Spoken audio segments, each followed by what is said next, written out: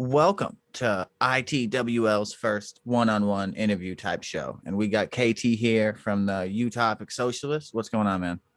It's going pretty good. I'm glad to be here just to be able to talk about it. It's one thing I'm good at. I'm not so good at a lot of other things, but talking is something that I've been kind of decent at. I've been practicing about my entire life pretty much. Yeah, no, I'm in the same boat. I'm a very good talker, and it's gotten me into a lot of bad predicaments, but it's a skill. Yeah. It's a lot easier to talk your way into problems than it is to talk your way out of problems. Yeah, I think that's accurate. I always think I can talk my way out of problems, though, and then I dig the hole deeper. Oh, yeah. Jeez. Walking away, like the old song "The Gambler," is a very good thing to learn how to practice. You gotta know when to hold know when to hold them and know when to fold them. Absolutely, yeah. Oh man. So what do you talk about on your show? It's obviously about socialism to some accord, right? Right. So right now we're on a bit of a hiatus. Basically, I needed to redo a lot of stuff to pull up the production value. So we're coming back. We'll be back in first week of March on Wednesday. That's when I upload is on Wednesday. So you'll be able to find my episode on Spotify or wherever else. But the basic idea is that it's talking about a kind of socialism that's not for the world. It's not for like the nation. It's for you and your community. It's looking at the socialist principles and ideas that were laid out in the foundation of it so that you can actually work and improve your community through the propagation of these ideas. And that's all it's about.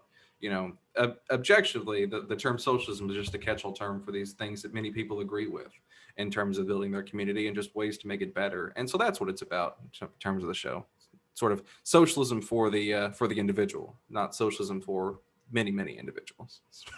Okay, I see. I can understand it when you put it into those words.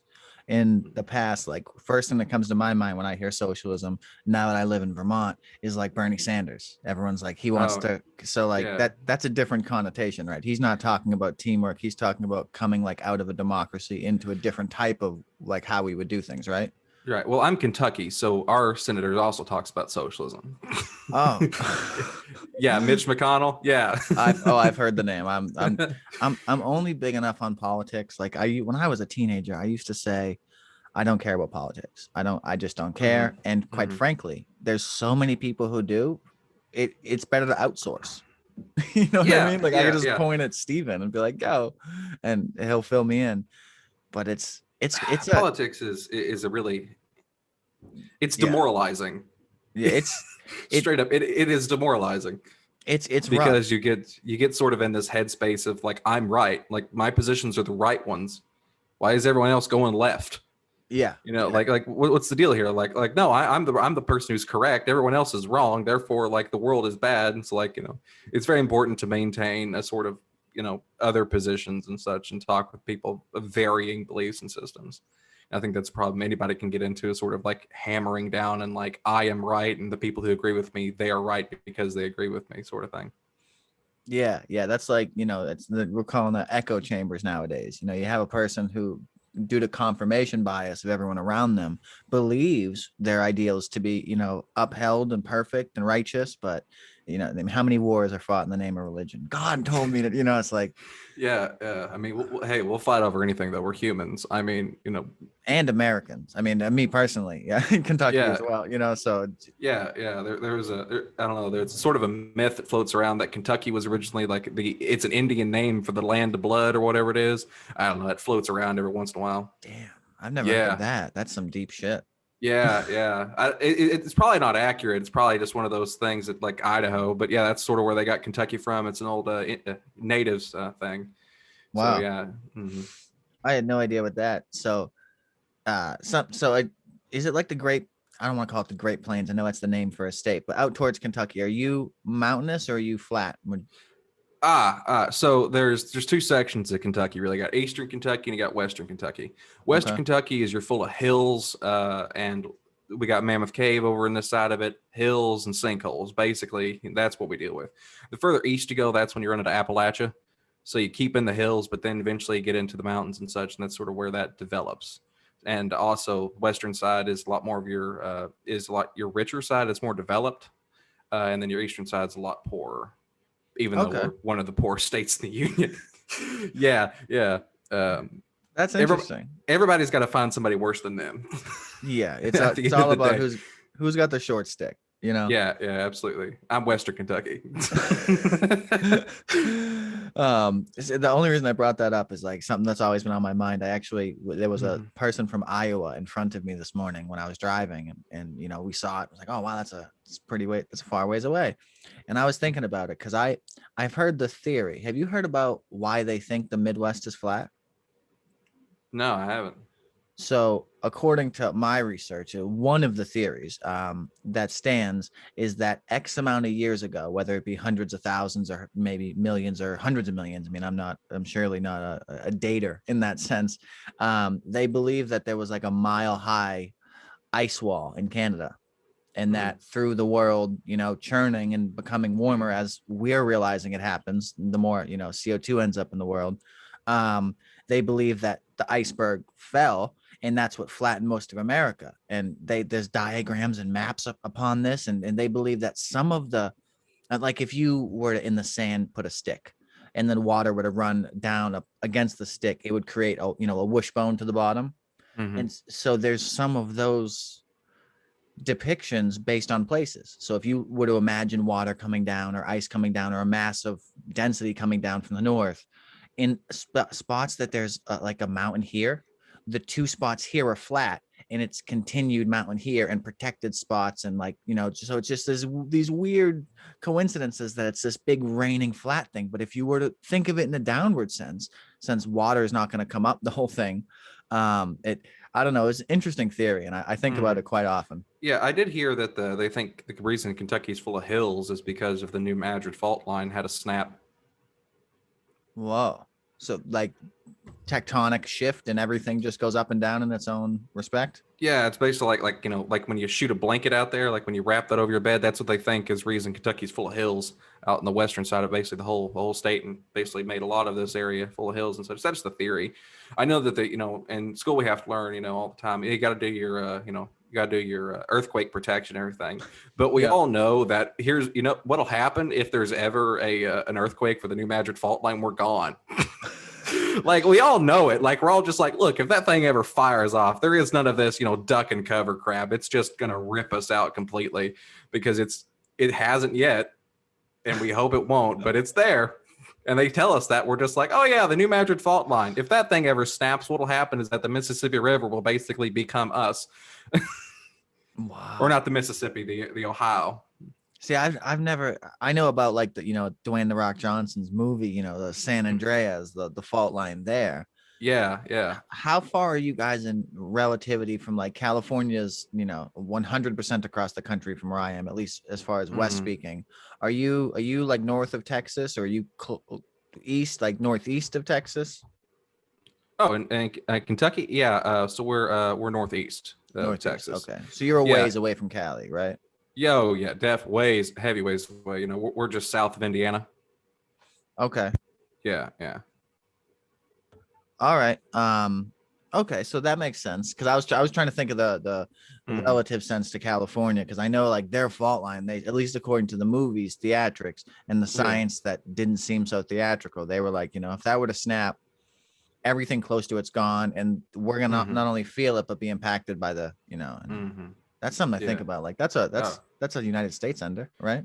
yeah, yeah. We got the New Madrid fault line, San Andreas fault line. Then we got Yellowstone super volcano. The whole thing is just it's a lovely powder keg of problems that we can put off till it's a problem. Yeah, so I was researching this the other day, and last week on the podcast, we had this great guest named Danny. It was our first female, and I tried bringing up some of this, and it didn't like it didn't catch the hook on the conveyor belt. You know what I mean? Mhm. So, Yeah, I get you. I get you. um, so in the Arctic Circle, so first of all, let me preface this: thunder and lightning typically only happens in equatorial regions. So places near the equator experience a lot more thunder and lightning than places further, and that's a simple thing. If you were to pull up the national map of storms and where lightning hits, it's purple and yellow around the equator, and then it's the exception, not the rule, elsewhere. But for the most part, it didn't happen in the Arctic Circle ever, and for the first time in what we think is hundreds of thousands of years, it's snapping 300 miles away from the Arctic Circle, and it's I did a bunch of research. I fell into this ad hole, this rabbit hole on Facebook, and just read and read and read and read. And it was from fucking National Geographic. So I wasn't like, oh, this is some, Wikipedia It guy. wasn't Betty Lou out there with her theories about the government putting down fake snow in order to shut down Texas. Yeah, yeah, you know what I mean? Or Mm. chemtrails that are changing the world, you know what I mean?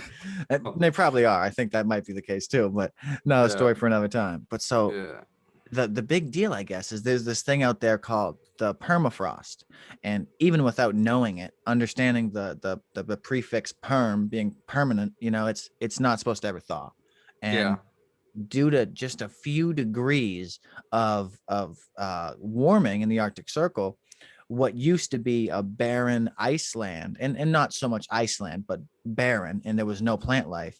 Now you can find pictures and compare it to 50 years ago where it used to be snowy in a season, and now there's plants, there's shrubbery, like there could almost be animals now. And it's it's completely unbeknownst to the territory. And under those plants is the permafrost, which pound for pound carries a lot more CO2 than we produce by living. You know what I mean? So take our whole population and all of the industriousness of the planet and how much we pollute it.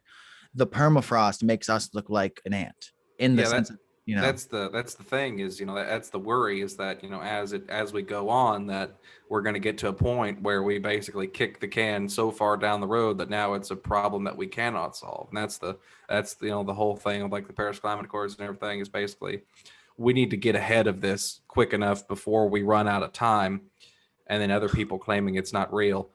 right? It's kind of fun that it's like, I say fun in a bit facetious term, but it is kind of interesting that like this global issue that we're not even sure exists.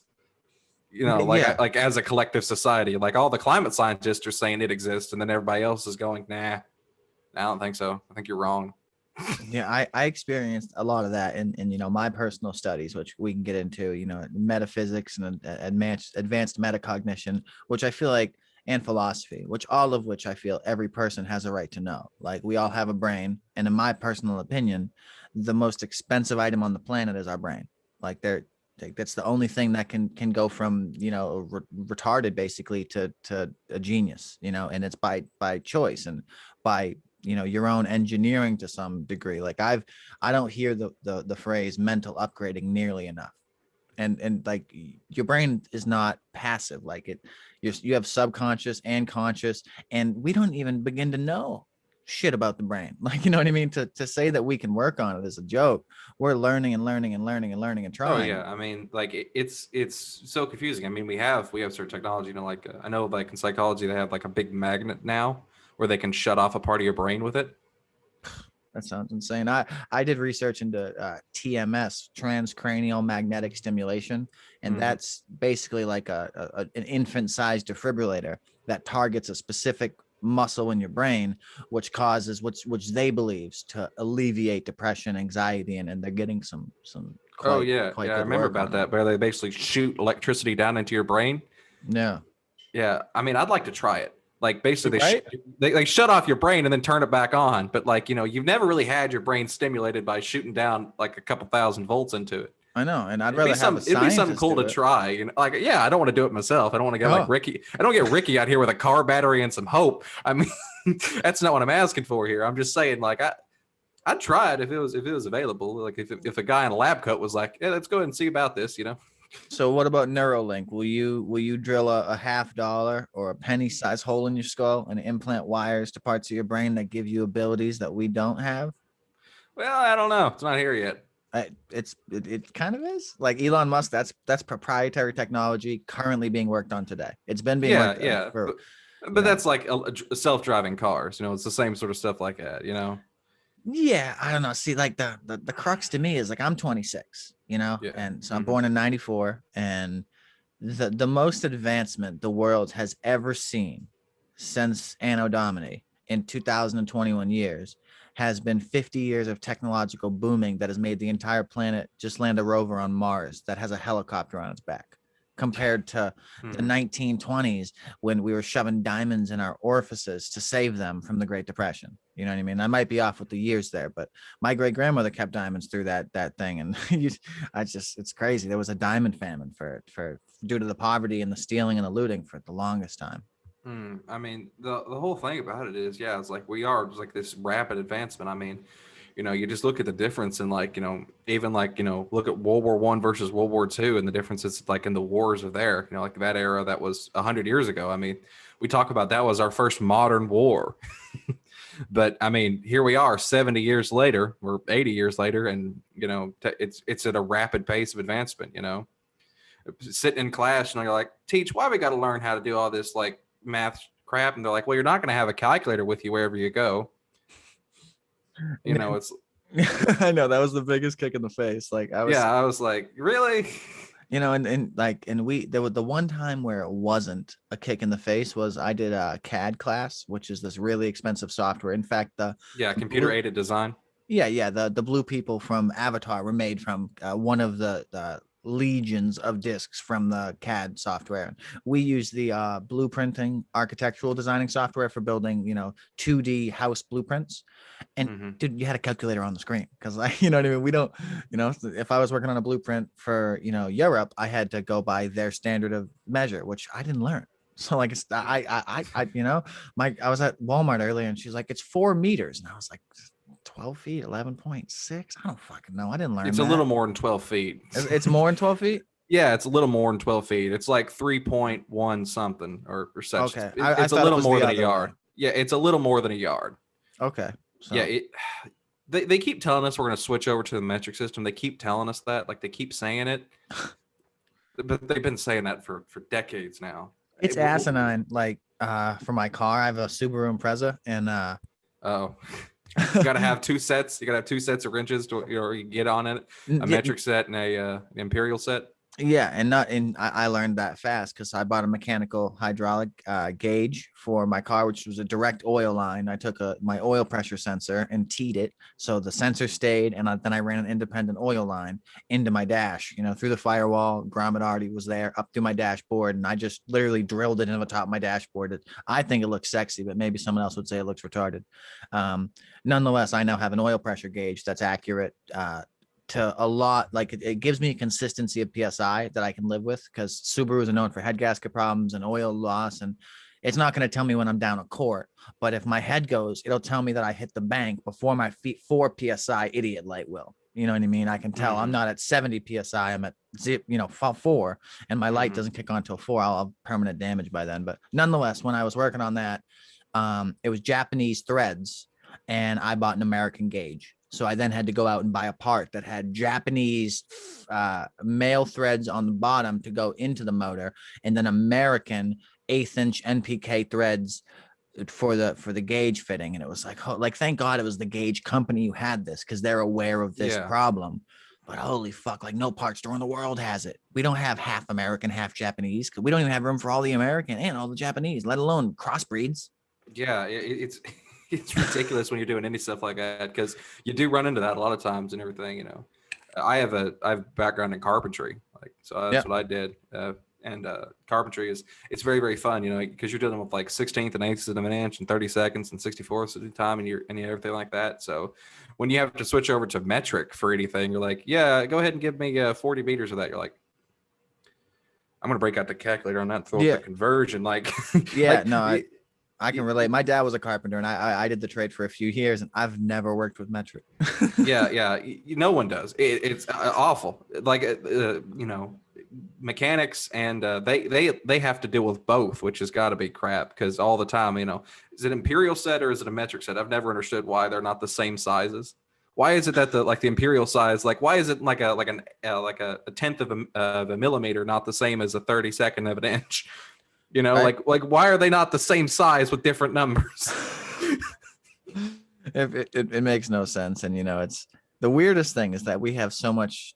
I mean, not the weirdest, one of the weird things. There's just so much different advancement in different parts of the world. Like one of the big philosophical leaps I take when I'm trying to explain cognizance and your ability to think is that you think based on where you're from. And if where you're from uses a degraded form of thought, you will too. And that doesn't mean your brain becomes degraded in a form of thought. It means that you're acting upon a degraded form of thought. So like you didn't change who you are. You just added an acting profile like an actor does for where you live. And like that's how I view my brain. It's like a deck of cards. Like my ability to not swear with my grandparents, it's something I could turn on and off mentally. Like I don't have to think about it. I can just do it. But having it as a profile is like what I believe actors do, or at least some of them. It's advanced metacognition, thinking about thinking, knowing how your memory works, and then tweaking how your response and connection to your own memory is. Cause it's not like a fucking computer. I'm not right clicking and saving as. Like I try to remember something and sometimes I forget it. So you got to build a better system. Yeah. Yeah, absolutely. It's pretty great, when you're trying to like learn something and then you forget that, but then you go, you remember a movie you saw 15 years ago, like down to the perfect detail. Yeah, absolutely. Um, yeah, the funny thing is, so like short-term memory, everything enters it.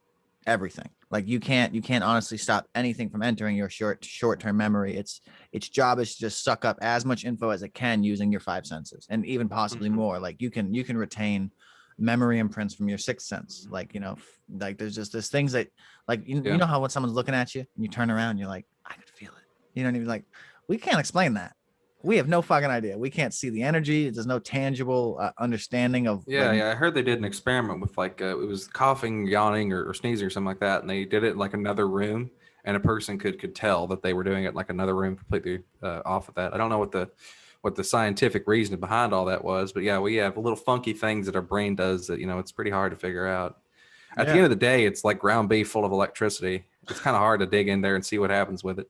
Yeah, and there's so many cute little things like how our scientists are to some degree puzzled why our brain remembers things the way it does when there's so much similarity between what its cells are made out of and what our thighs made out of, for instance. Like, but then we attribute muscle memory, and it's like, okay, so maybe my thigh remembers things too, it's just not cognizant.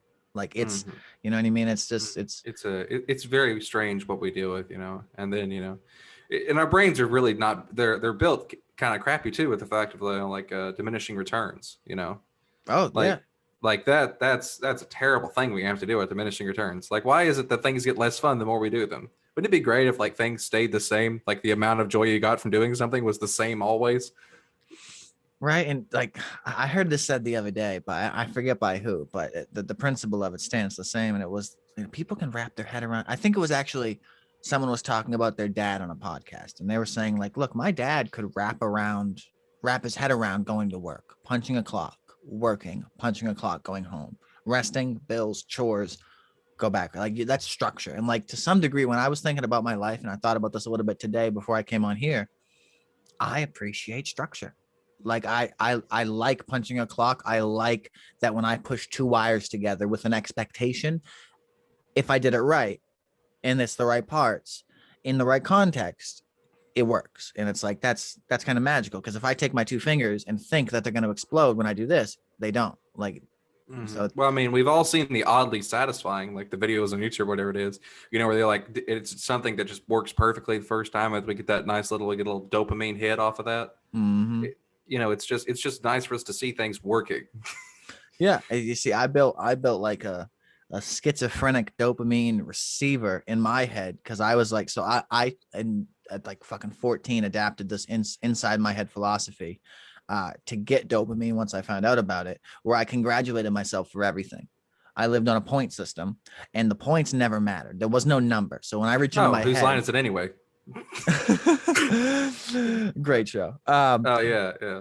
So like I would reach into my head and see three question marks. So I didn't actually, like, I'm not actually counting, but everything I did, I would add a point. It's like, oh, I just had a conversation with someone I think it went well, plus 1 point to me. And so I built this point system, and I would joke when something bad happened, like, oh, minus 1 point for bad luck and plus 2 for new knowledge. And like, so I don't know, but it worked. Like I could truly, through the most mundane, rudimentary things, receive true gratitude that I initiated.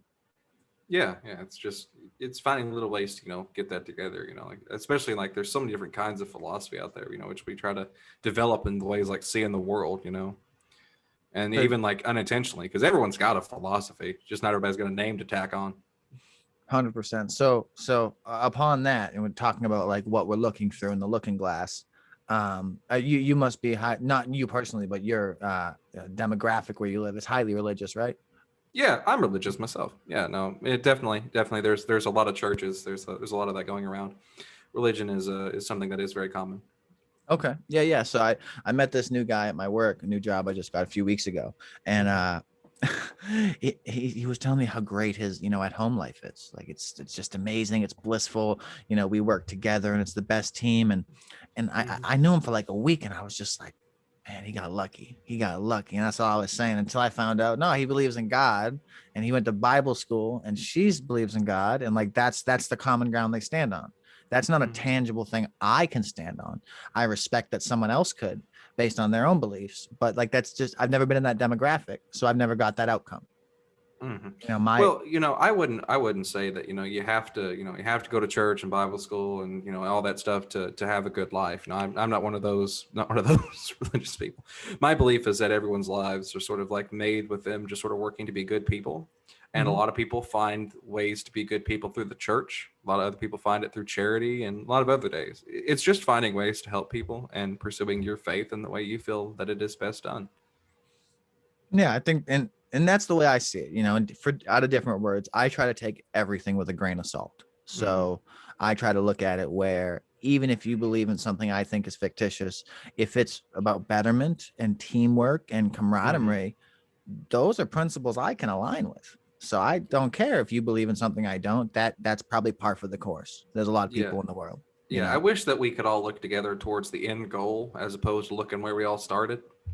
I think Yeah, that'd be a little bit nicer. Of course, we'd still argue on how to get there, but at least if we didn't have to argue the whole way through, we could we could have a little easier trip. I think we all want to live the perfect life. Like that's the old expression. Everybody wants to get to heaven, but nobody wants to die. It's just like the song. I mean, that's effectively what everybody wants. At the end of the day, and so people just have different ways of getting there and different ways of starting out. And so I think that sort of changes us as people, and we can sort of get caught up in the divisions amongst us. no, I concur completely. And I it's so weird living in the country of like being the hot white chick of the world. You know what I mean? Like we try things out here that no other government would try out. You know what I mean? Like we don't like for instance, they had one of the biggest massacres in the world in Australia, Africa. It's an A1. I believe it's Australia. Mm-hmm. And they said, yeah, no more guns. No more guns. And everyone Yeah. was like, yep, that makes sense. Same And thing happened in Britain. They had an instance, and they were like, "Nope, we're done." I mean, you can still get them. They're just really, really regulated. that's what we're going towards now. So instead of me walking in with a Somewhat. brand, It really depends on where you are. and that's the difference too, is that's what I mean. Like as a combined force, we've got the East, the West, and Texas. You know what I mean? Like it's insane. It's we all, especially with COVID, we have 50 different let's not talk about the upper, states or the lower states outside of our country walls if you have to go on water.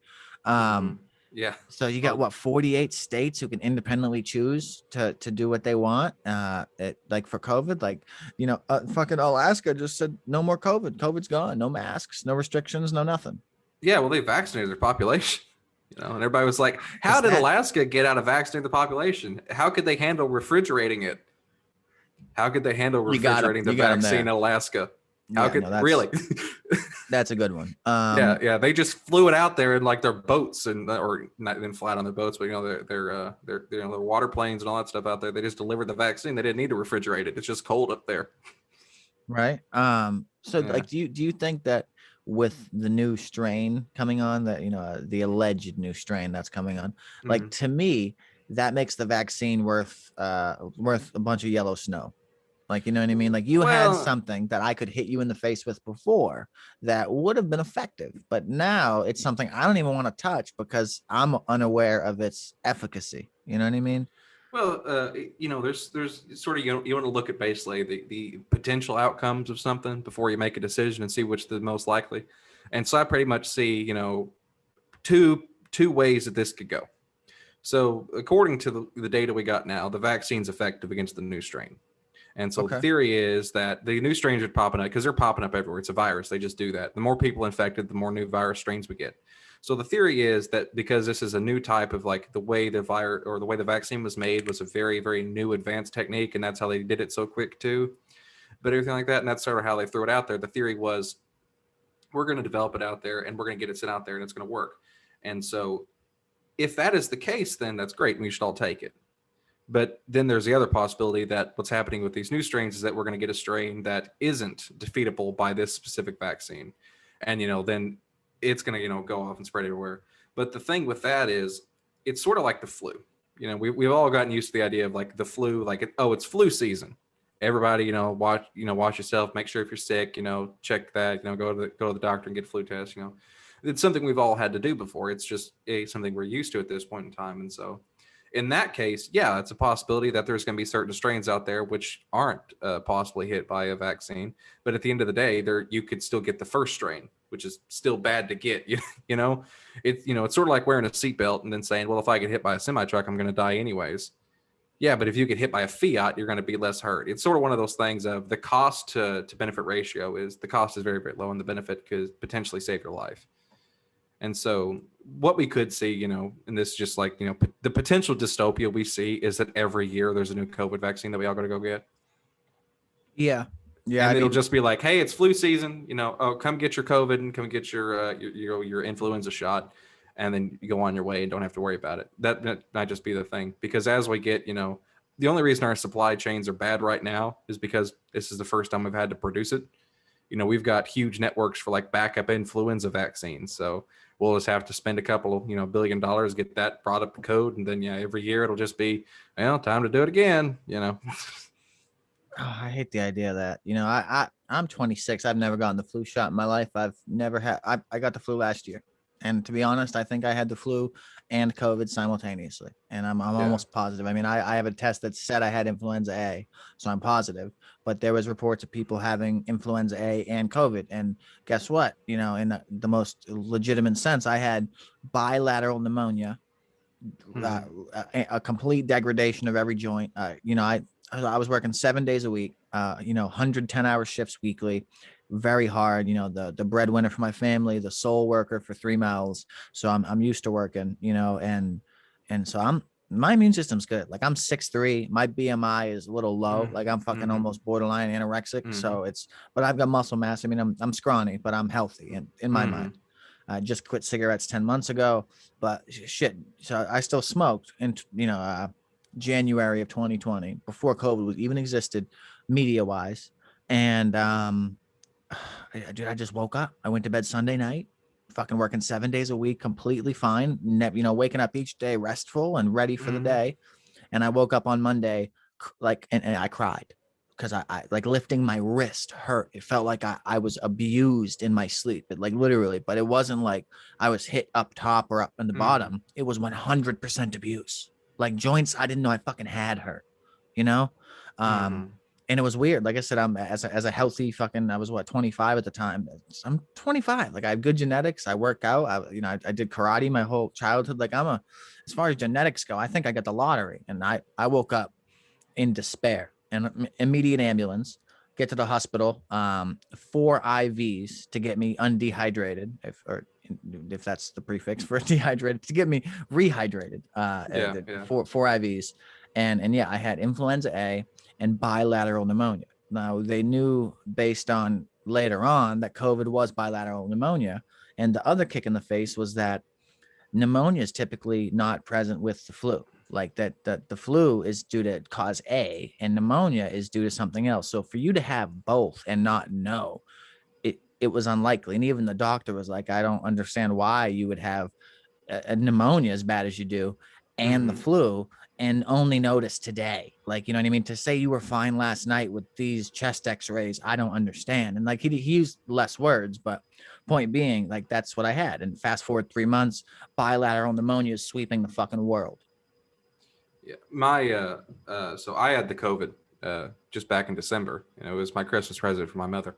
I got the COVID. Effectively, it just made me really, really tired. It hits everybody pretty differently, but yeah. And then now my mom's got it again. She doesn't want to follow the guidelines. So she'll learn or die at this point. Yeah. Like she's gonna have to figure it out sooner or later to start following some of the guidelines here because she keeps getting it. Yeah, but I had a cousin, and he works in concrete. He's real good about that. But one day he was working on the job. Next thing you know, he's on the ground, and they took him to the hospital. Like, what's wrong with him? They're like, yeah, his lungs are real bad up, and everything is getting him down. And a few days later, he was out of the hospital. But before then, they had him on the ventilator. The whole thing. He was, if it hadn't been for getting to the hospital as quick as he was, probably wouldn't be where he is today, alive. And so that is is pretty crazy, because we sort of forget that other things exist when we got something to deal with. Yeah. The Futuristic has a song called "Until It Happens to You."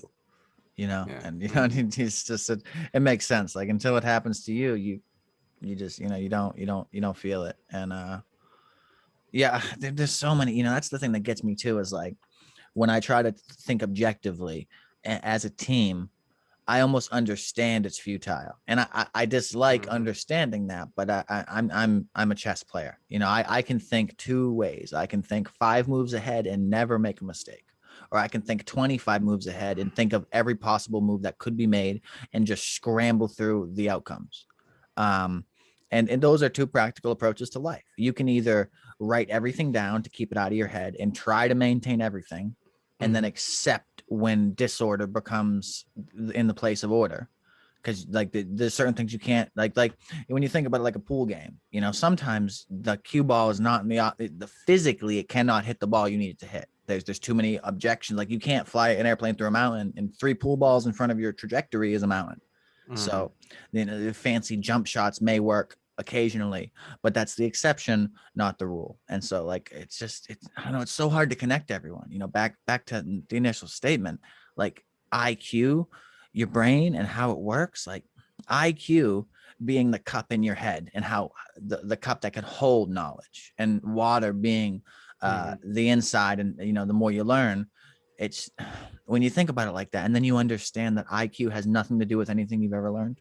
Like, an IQ test is based off of cognitive function. It's based off of pictures of clocks, multiple choice, deduction, and deducing. And the IQ tests we have, there is this big thing, where we're like, why is it, why are they? Because there's some inaccuracies and biases we see in the IQ test. So it is based on this sort of race to get rid of those, to actually find out what the real intelligence quotient is. I would argue that it doesn't really matter in the end. Like how intelligent a person is, it sort of matters more in the case of like how much work they put into it. Well, and this isn't one of those like pull yourself up by your bootstraps. Everybody could be Bill Gates if they simply worked hard. What I'm saying is, at the end of the day, I think that instead of trying to focus upon how intelligent you are, you should find ways that are best for you to learn. To me, those share the same foothold. You know what I mean? Like I as a teenager was a cocky, I'm smarter than you genius. Now as a 26, every teenager is. Well, yeah, but I mean, to be fair though, I was fucking buying drugs. I was an addict as a teenager, and I would like buy an 8-ball of Coke and then buy a fucking 13th grade psychology book and read it while doing Coke. Like I was outside of the norm. I was the exception. So like I used shit like Adderall to read stuff. I wasn't in college, so I was just working and buying books and reading. And I studied metacognition for years, and philosophy and paradigms all across the mind. And like most of the advanced sciences of the mind don't cross-reference. Like optometrists don't talk to neurologists. And so things like change blindness fall between the holes. That's basically like you sneeze and your heart skips a beat. Well, your brain skips a beat based on expectation. You look left in your car, you look right in your car at a stop sign. You saw no vehicle, you saw no motorcycle. You step on the gas and you kill a person on a motorcycle. And occasionally, outside of stupidity and you actually just not seeing them, change blindnesses. It's like it can occur when you're talking to someone at a hotel desk. And they can bend down behind the counter, and a brand new person can stand up. And honestly, you did not fucking know the difference. Like, I'm a very receptive person. I studied facial monitoring for fucking years. So like when I see a person's face, I'm correlating all the muscles on your face to the emotions and imprinting it, through my through who I am. So like you could not duck down behind the counter on me. Whether you're a troll or a beautiful person, I'm looking at you as like a ball of energy, and I respect everyone visually. So until you give me a reason otherwise, I give everyone a chance. Yeah, I mean there's so many things that like our brain does that just sort of are off pace that effectively don't really get the. Like I said, it's ground beef with electricity running through it. What do you expect? You think it's going to work perfectly? I see. That's why. But the thing though, is like I think the IQ tests are accurate based on what they're standing to prove. They're not like in school. They never told me that you can be the smartest dude in the room, but you have no subjects to talk about. That's a foreign idea, I think, to most people. Like, you don't need to be good at history. Some people are just not good at math. Like, there's artistic people who are smarter than master's degree doctorate people in college, just because of a tweak in their brain. 99% of their thoughts are malformed, but towards this one thing, they're a superhuman. And I was like, there's real cases of that, of like kids who are 12 breaking equations that NASA couldn't. And it's like, it's this weird correlation of like, okay, well, if he's a master in one thing and he's 99% inefficient in everything else, how can we correlate that to a properly working brain? Like, it's okay, so you're going to be bad in some areas and good in others, but it's a lot more like a jack of all trades, I think, like across the board. Sort of. Like I said, the real biases they worry about is just in terms of we have a hard time determining people's intelligence because a lot of it, like a lot of how good you do an IQ test, also has to do with like your raising, like how good a life you had when you were growing up, because like the better state you were in school, the more you learned about how to think about things more rational you become as a person, the better you are at taking the tests. And so, that's sort of one thing that they're seeing as an issue is basically you have people who, were very well off as kids and they're, had a great life and everything like that. They didn't have to worry about stuff. And so their brains are a lot more open to exercising thought instead of basically running through the patterns they had before. We sort of like are in survival mode a lot of times, basically like, hey, I don't have time to be creative. I don't have time to think outside the box here, because when it comes down to it, I need to figure out a way to keep my life going right. I need to figure out how I can stay alive. And so that's one issue they see with IQ tests is basically we're saying like, oh, these people who are better off, they're just more intelligent, as opposed to saying, well, the reason these people, lack that is because they had, crappy lives. They had crappy growing ups. And that's why, like they're that way. Like that's the thing with like giving kids free school meals, because, it's hard to learn when you're hungry. See, I grew up fortunate in many ways. You know what I mean? Like up until about 13, I had a very blessed life. So if those are the ideal years that matter towards growth, then yeah, I have a leg up. But at about 14, I packed a backpack and had to be an adult and worry about food and everything, and do everything on my own, and for safety. And living like that, a quote unquote homeless and jumping from couch to couch for like 6 years, over 6 states, for like 45 or 50 places, at least 40. I tried to count at one time, but you try to dig into your mind, ground beef with electricity, So, but for 6 years straight, from like 15 to 21, I went from home to Texas, back home to Florida, back home to Maine, back home to Mass. And I did everything I could to not, school was not a thing. I failed out of every class in school from 6th grade on. Got my GED first try, high honors, wasn't tripping. But to me, I've always been a pragmatic person. Logic, I try to think like Sherlock Holmes is depicted. I care less. I have a switch for emotions. It's very easy for me to turn them off. Like as a father, it's weird. It feels weird as a person who learned ideals of karate and learned the ideals of discipline and then learned the ideals of warfare.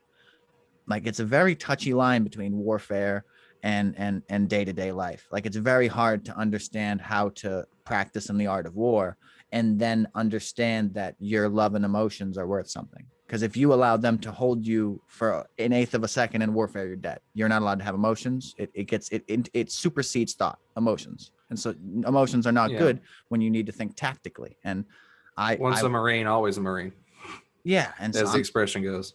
I'm not a Marine. I tried joining. I got denied for tattoos in 2012. That's back when they were still Nazis. No, my father, he was a Marine sniper, and so I have pretty much military history throughout my entire family, and so I'm used to that sort of the expression that he's the way he is very reminiscent and based upon his experiences there. Yeah, and So that is a pull yourself up by your bootstraps type life. Like that's when you're in that higher echelon of protection for the country, it's you hold yourself correctly.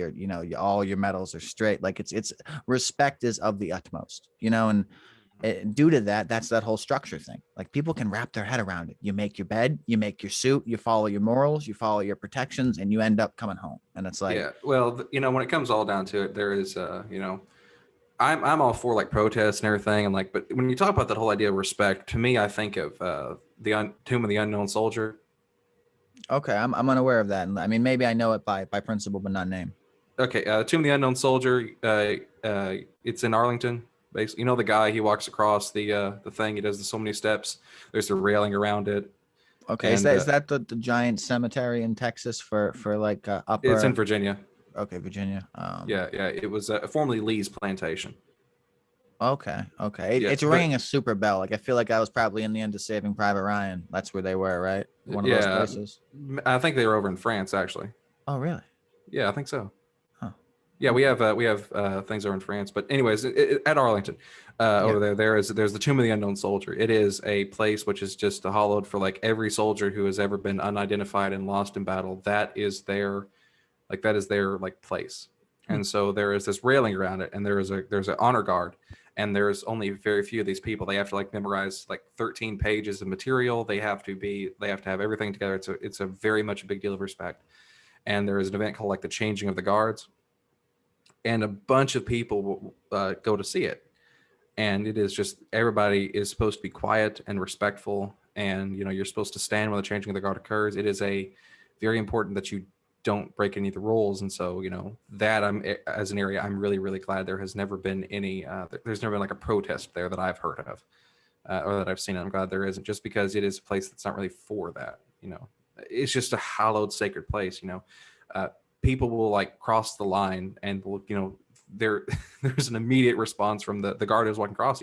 Get behind the chains and rails. Like there's just this sense of like that is a place you don't screw with effectively, and it's just it's a very hallowed place to go if you ever in DC or thereabouts. It's a great place to just go see, because it's not about politics, it's not about anything like that. It's just these are dead men who fought for the country. Let's give them the respect they deserve, and that's all it's about.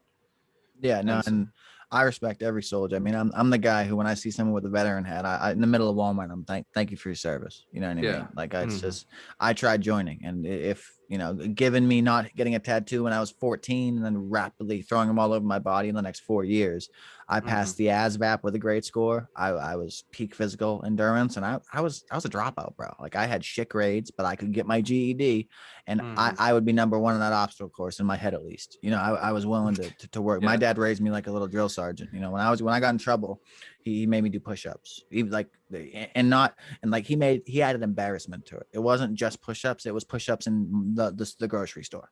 Like, you know what I mean? So we would make bets on push-ups. And if you lost, you were doing push-ups in the middle of the cereal aisle. You fucking talk about it was a weird way. So I grew up Hmm.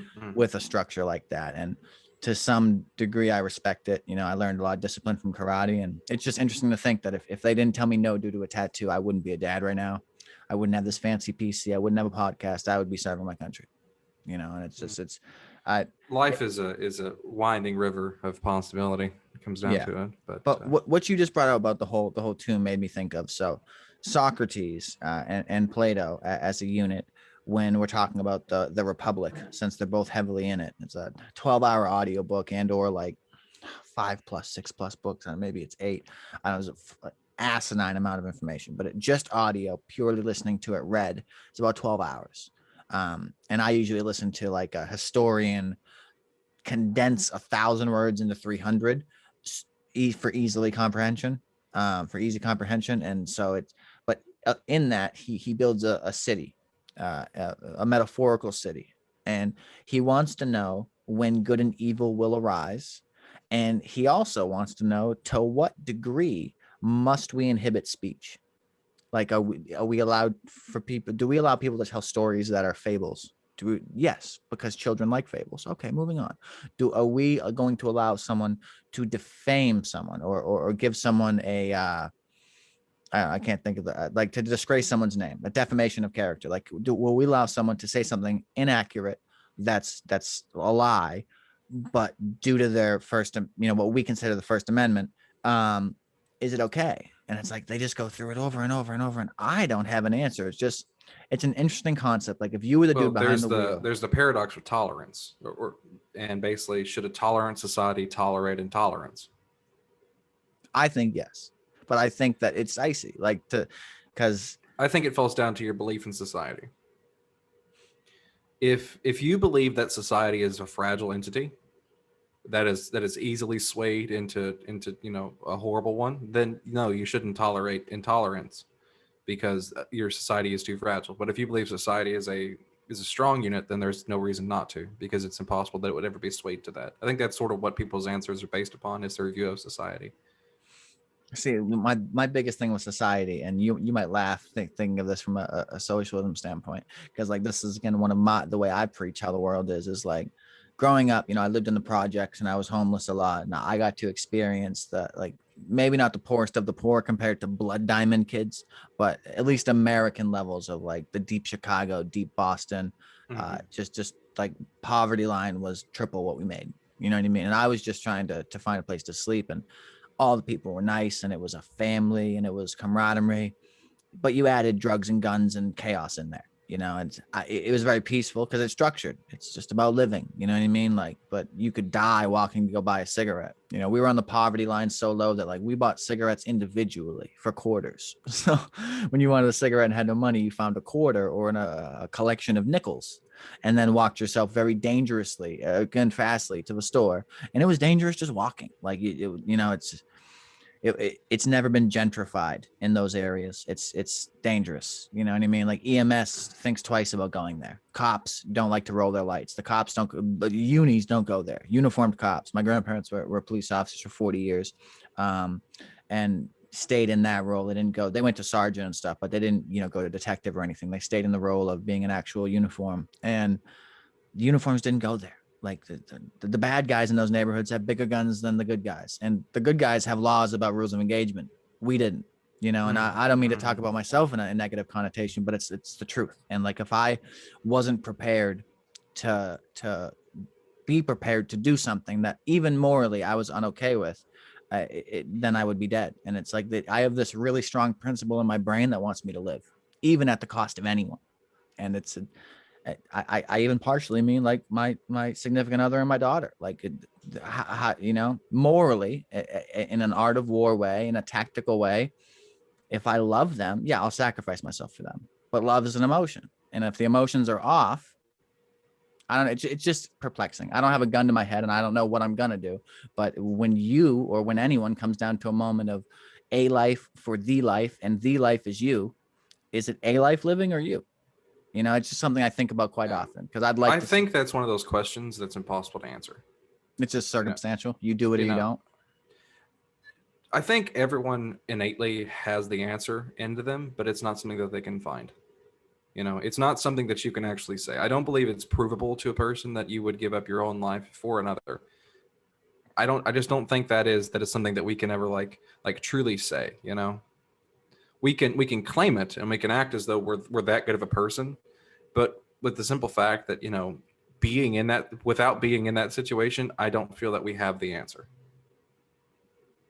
I just don't. I honestly do not. I've been in a bunch of those situations, not to be grandiose, but I've had my life in the line a few times, and I have always taken the. I don't see myself I don't see myself as a person who has taken a road that scorned someone else for my benefit.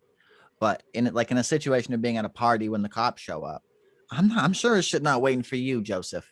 You know what I mean? Like, in that instance, I'm gone. But that's more of a legality. Your life's not on the line. So like, when I think into my big brain box of meat here with electricity, that's the most prevalent because I've done that the most times. But as far as life or death instances go, it's just dicey to think about. And I wish I could say A and do A upon the circumstance, but it's just it's very like in a philosophical sense. What do you think? You said you were religious, so Yeah. what is your philosophy as far as, let's say, your existence, like your existential beliefs? How do Right, you right. So I am religious, but like philosophically, I would rather call myself a stoicist.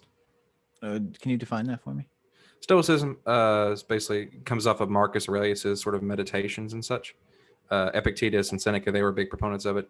Basically, the concept that we are to work as units of nature, and like we are not to go against that as naturally. Like we are to basically overcome the flesh and work based off our minds, and be logical and rational in the way we act in the world. It's what it's about. It's basically the concept of better ordering yourself around just certain ideals. It sort of depends upon there's little variations upon who you ask, and I'm not as deep in like stoicism as many people are, but that's sort of what I would argue, that it is important to recognize that you're a person who should do things because that that there are certain good things. Your action should follow with a purpose and a reason behind them. You shouldn't just do things because for no reason, effectively. But when it comes to a situation in terms of should a person give up their life to save another one's, the answer is yes. Would I? I don't know. I would like to hope. I would hope so. I would absolutely hope so that with my friends and my family that I could put my life down for them. I really hope I could. That's it's something I think about that I would really like to be able to do. But I don't know. Like I said, I think it's impossible to actually know in the case of it. As much as, like I said, we would like to, without being in the situation of like a true situation of effectively, it is a straight trade. It is impossible to know in the current, in the life that I have led, and so I couldn't give an answer beyond I don't know. And I think that's commendable. That's almost metaphysical. You know what I mean? Like there's no yes or no to that. And there's this new word I came up, new word I heard recently, solipsism, and it's defined. It was kind of hard to find. I don't know if it was due to the filtering aspect of Google telling me it didn't want me to know this, but like Googling word that means you live in your head, or word that means you exist only in your head. I thought it would have been top 5. Like I looked at a list of 100 words that mean that. And none of them are it. But I heard it in a show, and so I knew it began with an S, and I dug, but it took like 15 fucking minutes. But solipsism, and I actually still have the Safari tab open on my phone, so I can give you the actual definition. But it's it refers solipsism. It's SOLIPSISM syndrome. It refers to a psychological state in which a person feels that reality is not external to their mind. Periods of extended isolation may predispose people to this condition. So you can imagine someone who was trapped in a black box and wasn't allowed to do anything might start to think that the whole world is against them or whatever. Like the whole thing, like that's another neurological condition where you think the whole world's out to get you. Like you see two people's back 45 against you and they're talking. One of them catches gaze with you and you immediately think they're talking about you. Yeah, Like paranoid schizophrenia and a lot of that is. I think we all think that a little, but there's other people who like will But then go murder those people because they knew they were just, I know they're talking shit, and that's another level. yeah, but we all do that to a certain extent. I mean, that's sort of when we talk about like brain diseases or anything like that, or of such. The mental disorders are just basically exacerbations of stuff we do, anyways. I mean, we've all laid down in bed at night and gone, "Wow, do they actually like me? Or are they actually my friends? Or are they just putting up with me because they pity me?" I mean, we've all done that, or at least I think so. It's No, sort of something we've seen. yeah, no, Yeah, I and think so that's relatable. we think that like are they real, are they fake, we kind of judge, we're always judging people a little bit based upon how real are you being, is this actually you or is this a put on, like what are you, we're always concerned about what is that person, what are they, you know Yeah, we love to try to codify people like in a very short string of words, and, because we're people, we don't like to have these really long nebulous definitions. We like something that is quick, something that we can use. is codify like vilify, but specifically shorter? No, codify just means like to basically like simplify it. Is Oh, synonymous with that. okay. Yeah. No connection to someone else, but just shortening something for simplicity's sake. Yeah, yeah, it's effectively what I'm using. I may be using it slightly wrong, but I believe that's it's basically just a synonym to simplify, because we like to simplify people down into basically just a few things, you know. I mean, that's why ad hominem attacks, like, you know, you're a single word, you know what I mean? Like, you No. are a, like, none of this, well, you possess certain traits that fall in line with, no, no, no, none of that. You are this. You Yeah, know? and that's a thing where, like, I don't read comments. I don't, I was the guy at first who wanted to, and I say at first, I've only been doing it like 6 months, but already I'm at the point of like, if I'm not sitting here, I'm not reading shit. And when I'm sitting here, I'm usually recording or Mm, posting or on mm, Discord talking to strangers. So I'm not ever, I'm not ever sitting here reading comments. And it's, there's 7 billion people in the world. Only a billion have access to the internet. Only 750,000 have podcasts. Less than 15% of those podcasts have videos. Now that's rapidly changing, and those stats are from like a year ago, so they're mm. for sure a little outdated. All stats are. That's the premise of stats. 100% of stats are inaccurate. So Mm-hmm. that's a stat. 60% of the time, it works 100% of the time. Exactly. Yeah. And so it's just hard for me. I try to. There's so many aspects, and the thing I respect, I think, about the IQ test is that it's structured, to me at least, because, Mm-hmm. and maybe it's inaccurate, and maybe I'm misplacing my belief in the sense of its accuracy, but for me, I've never done anything that was so pure. Like, I suck at history, not Mm-hmm. history, geography. Geography is my Achilles heel. Like, honestly, if you were like, life or death, name the states, where are they? I'm gonna be like, bro, can we get my 3-year-old? Like, Yeah. I don't care to know. I've adapted a Sherlock Holmes mind state. Everything enters your short term, but what you designate based on traits to improve memory techniques, those can go into long term. So everything I want to remember, I add smell, I add touch, I add feel, I add circumstance, I add context, I add my sixth sense, I add all of that into the memory of its imprinting. And because I want to know it, and because I'm using mini mnemonic devices to map senses to thought to a memory, it's more palpable. I can put it in my mouth, you know what I mean, and remember it, as opposed to like when I'm trying to think about what I talked about 2 weeks ago on my podcast. It's like, well, I didn't connect that to anything. I was just sitting here talking, yada yada yada yada. Next, and I have no Mm-hmm. idea what I said. So, Yeah. but so it's, to me, and I'm definitely like an advanced schizophrenic. Like, in no way do I think my state of mind is what everyone should have, because I want to die most days in a comical but also quite realistic sense. That anxiety is ripe, and the more, like, I'm a musician, and there's this weird correlation to when I write music. I'm not public. I've been working on it for 15 years. I plan to have everything done, music videos, multiple albums, and then someday I'm just going to hit a button and be able to. And I want to be. No, I don't want to need a 9 to 5 when I become a musician. I want to be a musician and do. Mm-hmm. But I have a daughter. I can't jump in a van and drive to fucking Cali like that. That, especially during COVID, that approach and that lifestyle is zeroed out. Yeah, yeah. You can't be living off like tips and the $200 they give you for like a gig at a local bar and grill, and then go home and eat ramen for the day. You got Yeah. you got a family, you got a life. It's hard. You can't exactly do that. So yeah. Yeah. So I'm finding the exact way to have my dream, but I'm doing it not on the back burner, but for simplicity's sake, on the back burner. I write songs every day. I think about music. I wouldn't be alive without music, but Mm-hmm. I have to punch my clock, and I like going to work, but it's just Yeah. when I think about it, like, I didn't learn any of the stuff that I base my life on now, the metacognition, the advanced neurology stuff, and my memory training. I didn't base any of that on what I learned in school. Especially Sherlock Holmes. The reason he stuck out so much to me was because he had this attitude where, like, I don't give a fuck about that useless info. I'm not a sewer, not pertinent. I'm not a this, not pertinent. And it's like he had this, and he's fictitious, of course, thanks to Sir Conan Arthur Doyle making him. I appreciate him. He's fictitious over not existing, but fictitious is fake, right? I'm not using that wrong. Yeah. Fictitious is fake. Okay. But so I don't know. I admire him. Like, he's my role model because of how he thought. He like a memory map. I've been using one for half a decade. You know what I mean? I was trying to get one for half a decade, achieved it, and now I use one, and it's fucking Looney Tune. Like I can't talk to people about this. I can't be like I can't bring up on the podcast. Oh well, I have advanced occipital lobes, advanced anterior colliculines, and an advanced hippocampus, and I can view images in my head at an accelerated rate. I can sit in my head in a room and write down information that I then walk out of and come to later. Like I sound like a fucking Looney Tune, and that's okay, Yeah.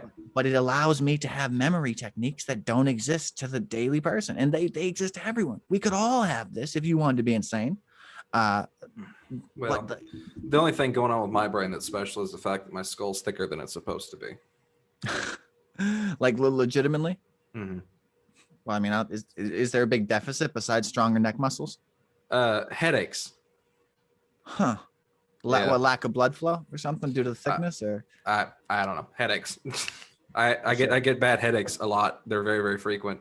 So part of it, I guess, just like your brain can get. I think your brain kind of swells a little bit here or there. So so like that. Basically, any changes here, or you knock your head back too quick or something, or you let your head rest in a certain way.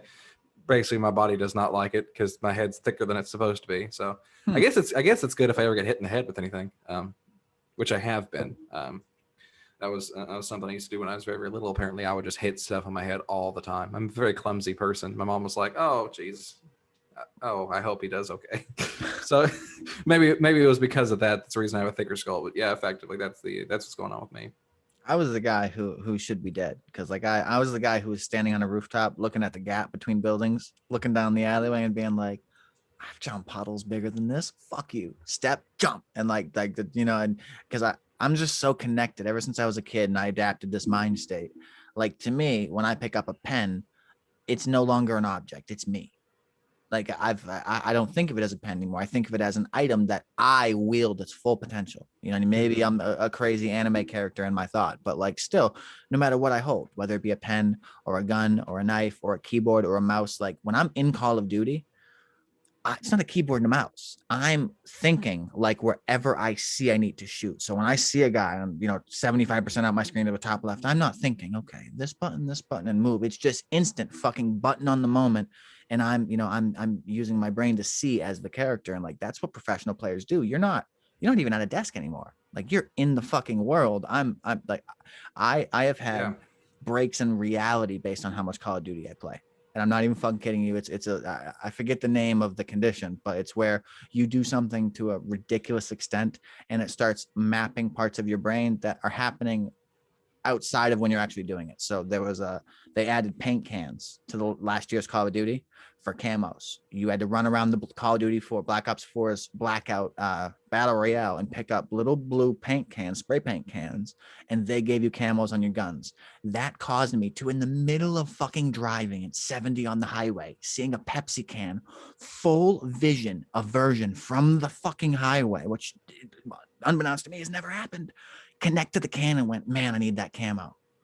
And then consciousness comes back. And I'm like, I'm not playing Call of Duty right now. God, that's bad. That is not good. And like, it happened for like 6 months straight. I was playing I was trading 4 hours of sleep a night that I would be sleeping. And then the 6 hours that I allotted before sleep, I played 2.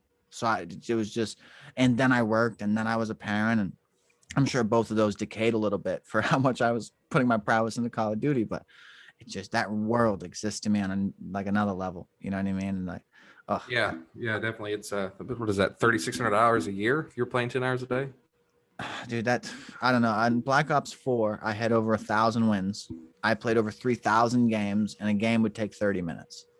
And like that was just the battle royale mode. I played multiplayer. I had every achievement in zombies. You know what I mean? There was a calling card for getting 50 million zombie kills.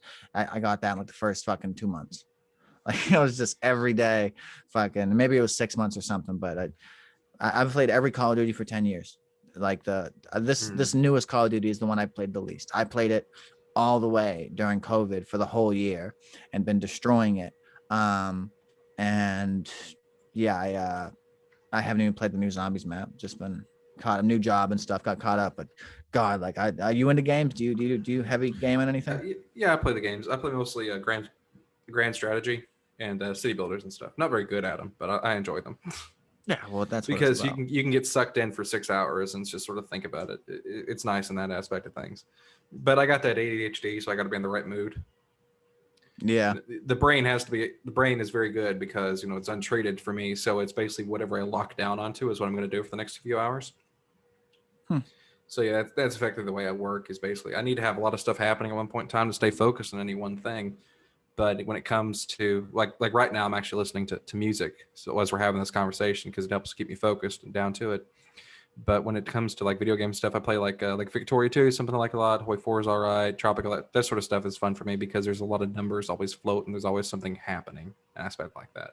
And there's a bigger system to it. I play the Call of Duty, not that great at it. I get kind of demoralized because, you know, there's people like you playing it. It's a terrible community. I'm an asshole. Well, Like, no. What I mean is like you're dumping 1,000 hours into it, and I hop in for first time for 10 minutes. I'm like, okay, W makes me go forward, S makes me go backwards. Okay, yeah. this is how this over here, and then you know 360 no scope me after doing a Dukes of Hazzard type move with a buggy over me. No, it's I don't know. It's weird. It's like anything else though. Some people are just naturally have an affinity for something. You know what I mean? Like I have an affinity for animals. I can look right at an animal and instantly know if there's a connection or not. I've known when I was going to get bit by a dog, and I did. You know what I mean? Like, maybe that's me thinking I'm insanely special for a stupid thing, but honestly, I feel like I really can look at an animal and I can connect with it on a level that's deeper than I could tell you in words. You know, and like that's just this primal connection I know is there. You know, you have it with, you know, your dogs, and you have it, you know, I feel like it even exists with strange animals. Like I feel like when I catch an eye with an animal that has no cognizance, it's not thinking about what it's doing, but we're both beings. We both hold energy. We both have hearts and eyes and respiratory systems. Like to some degree, me and a squirrel aren't that fucking different. He shits too, you know? So it's the Yeah, cognizance that's different. mine is basically like effects, like consequences is what I'm really really good at recognizing. Like consequences, patterns, and graphs is what I specialize in. You know, basically like all through my schooling that I went through, I was I was all right. You know, they were like, you know, you're a little bit better than most kids. We'll throw you in the AP classes, you know, once you get down to it. But I wasn't like gifted or anything like that. You know, I was basically, you know, I was a little bit above board, but I wasn't above board enough not to spend, you know, my high school years getting bullied for being stupid by all the kids who thought that they were better than me. So that was what I went through. And then I came to college, you know, get my bachelor's degree, and now I'm pursuing my doctorate. And I sat down in economics, and I'm just like, this is making so much sense to me here. Like this is making so much sense to me. I'm like, oh, that's easy. Just got to pull the derivative of that, flip it over there. I mean, it's simple. It's just the J curve. Everybody else is in there like not getting it, and I'm just like, it's just rocking for me. I'm just like light bulb after light bulb, basically fireworks going off, and that's sort of, you know, the way I dealt with it. Is just, to me, there is nothing simpler than like studying like a graph in economics. Like economics for me is just like second nature. My brain is like wired perfectly for that. Something like programming is like bashing my head into a brick wall. Like computers are just so hard for me, and also spelling I'm not that great at. And like even like standard mathematics, not that great at it. But when it comes to like basically like the social science, when it comes to like actually studying people, and like you do this, this will occur. Like this is the event right here. This is what's going to happen with this. If you do this, this happens here. That's what I excel with when it comes down to that. No, and that's really pure and commendable. I mean, that's the thing schools need to be doing. Like what I learned in high school does not pertain to any of my brilliance I hold today. Nothing. Like you didn't teach me dick. I didn't need to know about your math equations. X equals what? Finding X is cool. I use it a lot when I'm talking about variables, but I'm not ever talking about math. I'm saying I need to find X, and I'm talking metaphysically. You know what I mean? Or I'm talking parenthetically. Like I'm never talking about find X, because 27 negative isn't straight without the other end of the equation being equal. Like that I'm very good at simple math, Yeah. like PEMDAS. Yeah. I can handle it. Four function calculators are great to have as people. Like it's really great that, you know, we're four function calculators and we understand fractions and stuff like that as people. But when it comes down to, you know, something like, you know, matrices, no one uses a matrice I don't outside even of know like, what it is, you know. yeah. But I could teach you an Ortendorf cipher, and I'm butchering the way that's said, but a correlation between like, you ever seen National Treasure? Yeah, yeah. Yeah, so like the thing they did, the first aspect is the page number, and then you have the line, and then you have the letter. And so in the future, I'm gonna have a tattoo on my I think it'd be my neck, but somewhere on my body that's gonna be a cipher Mhm. based on that, because I think it's the coolest thing. Like Yeah, honestly, you're I gonna knew a look guy at who it. had the Constitution tattooed on his throat. That's fucking hilarious. Like he had an American flag on his pickup truck, and he eats cheeseburgers. He probably ate cheeseburgers. He's a big guy. He's a real big guy, and he was a veteran. But yeah, he had the Constitution like right down, like right there. So I was kind of interested when I saw that. I went on a tangent when I was talking about this, but one of my, as if I ever do that, weird. um, but one of the biggest, and that's why these one-on-one shows are so important, because I don't think anyone thinks A to B, and if you do, you're not fucking me. Like I can think A to B for 8 seconds, you know what I mean? Yeah, But it's it's not gonna, fun. Like it's just not fun a way to think like that. Like if you treat thought like it's a highway, you're just asking a question. yeah, Hey, what is the result of this? This is okay. We're done. It's yeah. fun to meander. It's fun to have tangents. You know? Yeah, but so societally, one of the biggest things I use to break people's shackles is like, okay, you're born in America. You're X amount years old. You've lived through all this. And let's skip all the questions I could ask you for you to tell me about you. I can probably guess cannibalism, rape, and murder are not favored by you, unless you're a small percentage of people who like those things. But moving past that, I think I think 2 out of 3 of those things have a place in a life or death situation. I don't think there's ever a need to rape anything. Like unless you've got 2 dying species of animals that aren't, humans are nowhere near extinct. But if you had 2 animals like fucking pandas, for instance, or koalas, whatever animals they're having a problem reproducing because they don't like to mate. I think it's pandas. Um, that's something that I think, and like German shepherds, like when they breed dogs, dogs are raping each other. Like there's a dog strapped down by a machine, and then the other dog does his business, and then you get a bunch of puppies that go to the police academy. It's unkindly, but it's an aggressive wolf of a dog. Like you're not going to tell a wolf that it's going to do what it doesn't want to do ever. So it's like it's the connotation of the thing. But outside of Yeah, that, yeah, definitely. You know, and I'm asexual myself, so like I just see sex as unnecessary, anyways. Like when it comes down to it. yeah, and it's the biggest thing for me is that you're born thinking like, okay, murder's wrong. And then my next question would be, well, is context important? Like murder's wrong. Why? Because no life should ever be taken by you, or because no life should ever be taken by you without yours being the recipient if you don't. Like that, the second part is important to me. Like I want to live. And even if I know, like if I'm at the mall and there's a 300-pound man and he wants to fight me, my options are simple. Avoid the fight, incur no damage, live another day, or possibly have my skull cracked because it's not as thick as yours, and die Yeah. because I want to be contentious. And it's like, you know what I mean? I'd rather just switch to being gay for a second in a character and be like, wow, your muscles are big. Like, I don't want to fight with you. You must ride a bike. Like I would not, I would choose the opposite path, the path of least resistance when it comes Violence to, isn't fun. Like we like to no, romanticize it. I mean, we're guys. I think that's sort of like a guy trait. Is like we all think about like, oh yeah, down in the trenches, like bayonet and the enemy. Like and there's always like a faceless enemy, or like, oh, we're getting in like a big biker fight. Like we like to fantasize. yeah. But at the end of the day, we know if we were ever in those situations, we're getting our skulls cracked. Mine after a couple more ticks. I But mean, and that's the thing, we like to fantasize. But at the yeah. end of the day, violence is bad, which was actually something that I attribute to my time playing games. When it comes to like playing like big grand strategy games, or like you like take a country, you build it up, and like you go to war with other countries. That really like made warfare for me like pointless at the end of it. Because at the end of the day, it's meaningless in that case, and it's the same thing in real life. Aside, you're not throwing away digits on a screen; you're throwing away actual people's lives in that case. And so that was what made me anti-war, just because like experiencing basically a simulation of war from the top down perspective No, is I really can what made I me. can get that. I have discipline enough that I don't ever want to have to get in a fight unless we have pads or it's a signed consent. Like I'm all about UFC. I don't support Oh well, CTE, no, but UFC isn't fighting; it's and that's what I mean. competition. Yeah, But like that's UFC, MMA, context, all that. Yeah, yeah. because a grandma in her 80s would consider that murderous. You know what I mean? Like that's the thing. Like Some of them.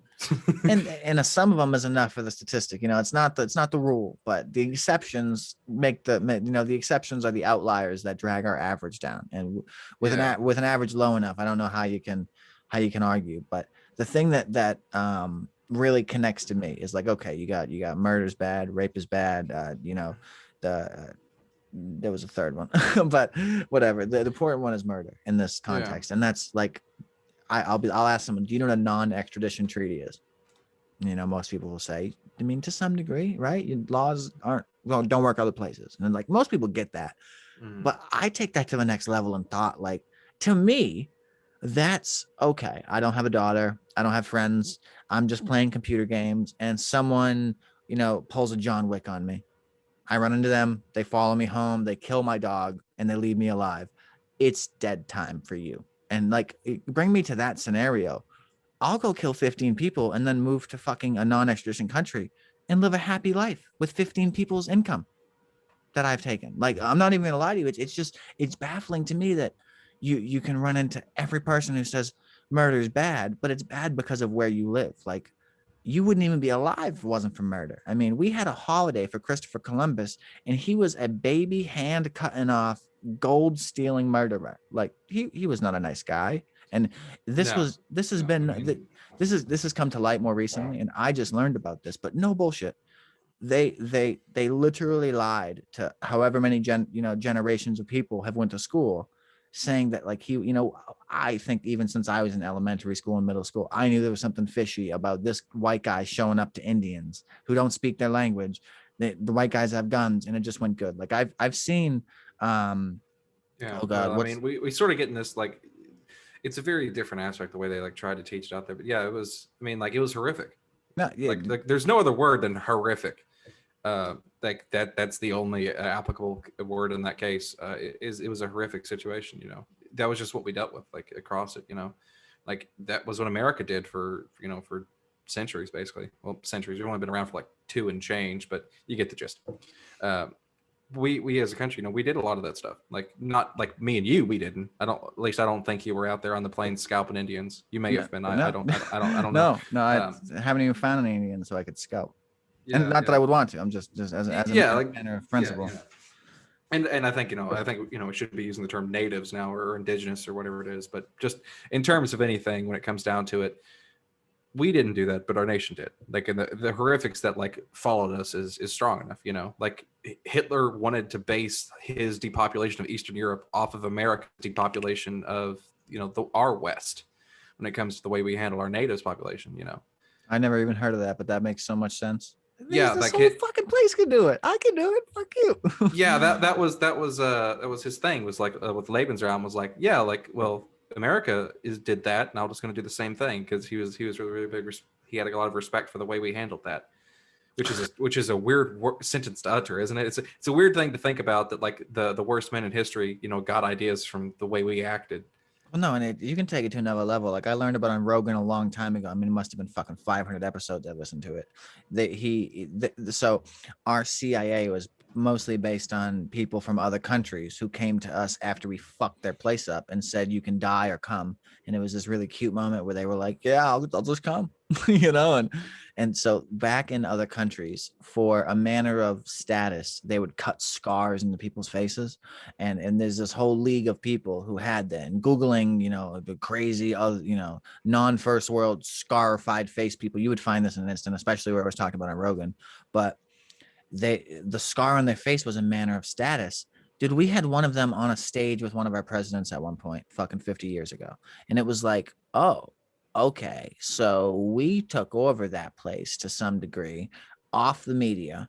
And now Mr. I like had to kill 20 kids to get the scar and lead this army works for us. And it's like, okay, so principle is out of it. We don't care. Like, you can be Hitler, and if you have enough information, you're now the blacklist on Netflix.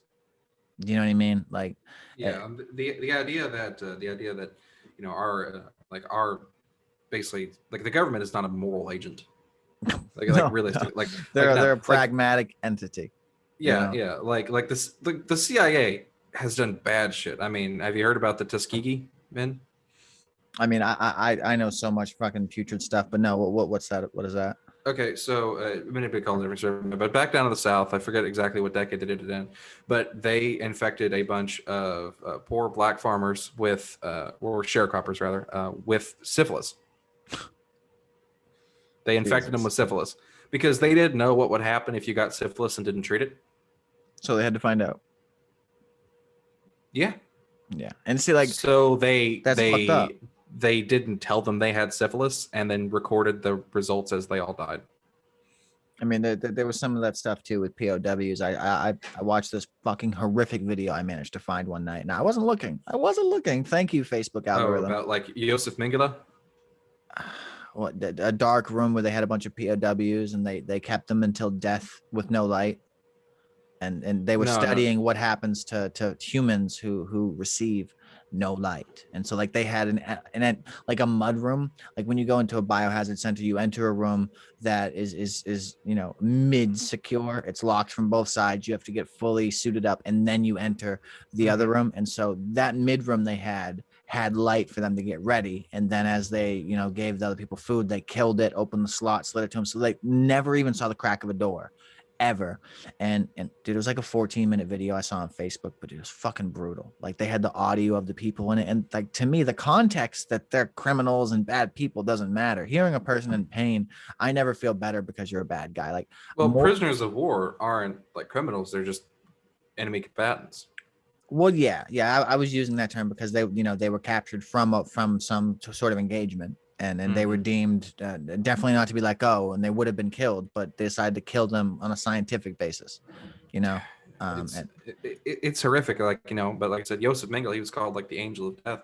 He did twin experiments. Yeah, he specialized in basically he took a bunch of like twins because he like summoned them. He was at Auschwitz. Okay. And he did experiments on them. He would give them, but the ones that he wasn't experimenting on right then, he actually gave them candy and had them refer to him as Uncle Mengele. And yeah, he did experiments like he conjoined two twins together once. He took out their organs without anesthetic. I mean, like, just like the list of stuff he did is a very, very long one and just very, very horrific. And then after the war, he escaped and went down to Brazil. That sounds. Then later on, he died in like a boating accident, is what they think.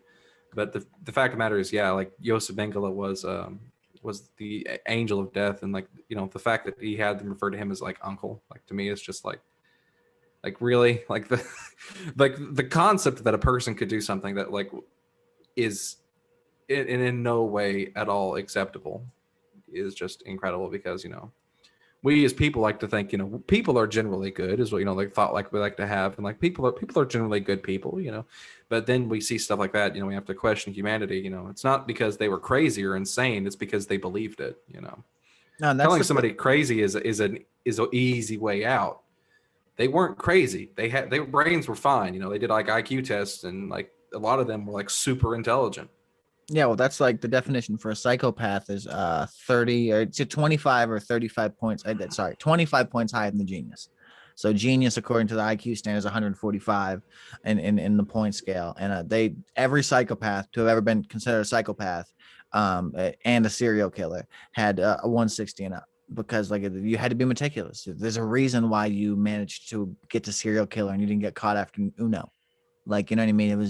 It's a very special title, and people don't like to say that, but psychopaths are every CEO in America and in every country in the entire world. There's a TED talk about it. It's just true. Like, for you to move through society with skill on the highest level in the most nitty gritty, grainless, entities, manipulation, ruthlessness, lack of connection to emotions, all things I learned so I could protect myself in dangerous areas, are things they learn so they can hurt others and benefit themselves every day at work.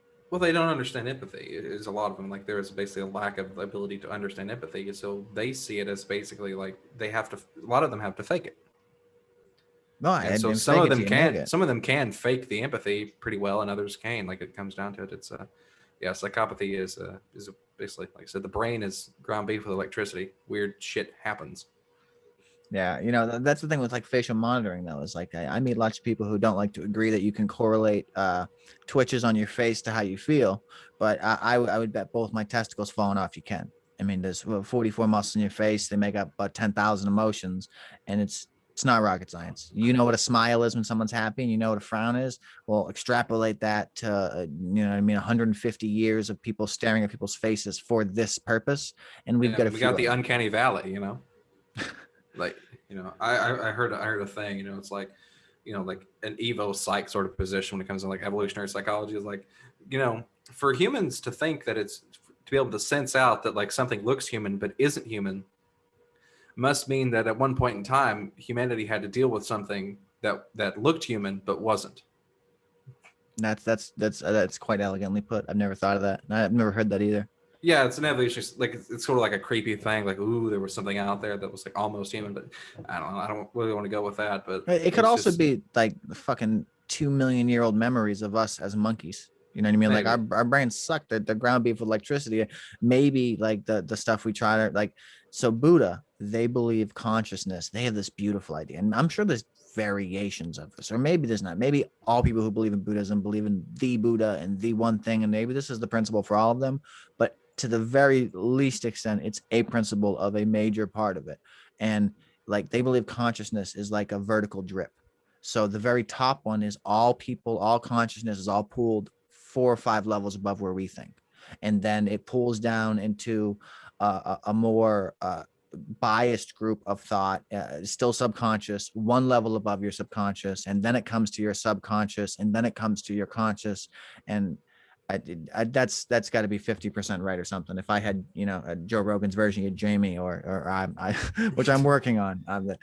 Once I have this sussed out, I'm thinking, I don't know. I don't want to take away from production value from like me, like the way you listen to music to stay on the ball. I'm just an insane person who can talk forever. So I'm on the ball by talking or by listening.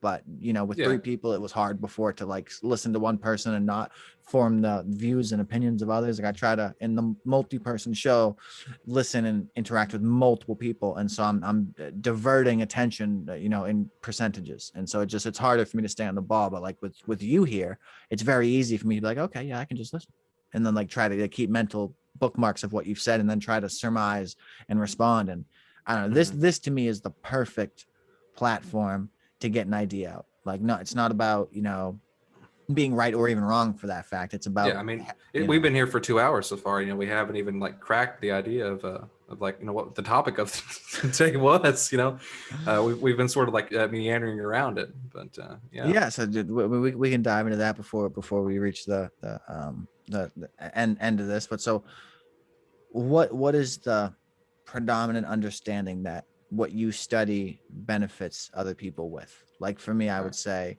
that I benefit from being able to think differently based on what I've studied. Okay. So So basically, studying the way humans act and like the way we act better, because you know, if you think about it, there's a good way to do something, there's a bad way to do something. It's pretty much generally how we do it, you know. And so studying like the reason that I looked at like socialism the way it is because based upon the data we have and the information we have, like it's the best way to organize people to where they're the happiest and and the most well off. Now, like I say socialism, but you gotta be very specific, you know, just to sort of like if you don't mind, I'd like to go ahead and like just like lay out like the basic history of socialism, just like a very like simplistic thing of it. yeah, oh no, absolutely. All Floor is right, yours. so basically, socialism was created by a group of individuals. Like the word was coined by a Frenchman named Henri de Saint-Simon. I can't speak French. That's the best I can do for his name. And then there was a bunch of these people, and they were all and like Robert Owen, Etienne Capet, Charles Fourier, and they had some crazy thoughts. Like really like out of the box thinking. Like Charles Fourier believed that at a certain point humanity would reach where they would live for 120 years, and they would spend 100 of that 120 years searching for sexual gratification while the seas turned into lemonade and were populated by anti-whales and anti-animals. Some antimatters in there too, I bet. No, just anti-animals, just like the anti-animals, like anti-whales and stuff. Like it's a crazy thing. Like if like, and y'all can just like Google lemonade seas, and you'll be able to find it. Like the guy published that. Like, and it was crazy. But they all basically created this idea, and their main focus was life sucks because it was in the Industrial Revolution. Like we, you know, like chimney sweeps and like kids getting their hands cut off and like the textile machines. That was the time they were dealing with. And so you had all these guys who were like, hey, life sucks. Like straight up, like it sucks, right? What if we like organized it in a better way? And like, what if we had like a new view on society? and like actually try to get it to where people could work together, and like the things that we did were actually good, and we didn't focus upon just like way we live now has to be the only way we can see the world. And then later on we had the scientific socialists, and they rise, which generally we call them like Marxists. So there was this big like differentiation between the utopics, who believed in like viewing society differently and sort of reorganizing society over time through like peaceful methods and just like through like a natural evolution of society. Well, then you had the Marxists, who believed for a while that there was this basic idea of society is like capitalism will fall apart through a necessary revolution of the people, and then you'll have socialism, which is a transitionary period into communism, and it's like a post-scarcity situation. And so like communism and like Marxism and all this stuff, I don't like it. It sort of, I think, draws away out of like helping people and draws more into like, this is the right way to do things because it is. And I think that's disagreement, because we lack a lot of that. And so I look more towards the utopics, and that's sort of where I built my socialism off of. And that's why I went with that. If you ever hear the expression, that's not true socialism, well, socialism is like a burger. You know what I mean? Like you can have like a hamburger and it can just be like a single puck of meat, but you can also have like a bacon cheeseburger or anything else. Like you can have so many different variations of it. It's important to add like other words to it to actually lock it down. And so that's why I went with like utopian socialism as like the one to talk about, because in many ways it's more realistic than scientific socialism. It's a lot less utopian in my opinion. The naming convention kind of gives it a weird thing, but that's effectively the basics of it. Yeah. Okay. And I mean, a lot of that without the names, and I mean, you seemed very accurate with the history there. I don't know my ass from my elbow, but I believe it to be true. Yeah. So no, that's put together quite well. And I think that's a deeper understanding than what I had of it. I kind of thought of socialism with the root word being social. It was just anything to do with people. And that is basically the most vague version of what you just said. But like you said, there's, multiple variations of the same subject. Yeah. Like that's the thing. Like socialism is super vague. Like it doesn't it doesn't mean anything. Like, it's like capitalism. Well, Yeah. No, we mean free market capitalism.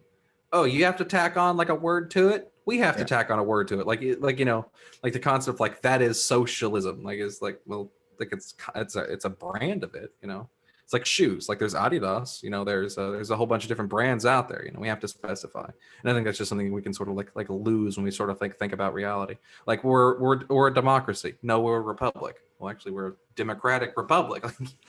That's sort of what it comes down to. And so that's one thing that I like to sort of put out there is basically like, it's not that isn't a real socialism.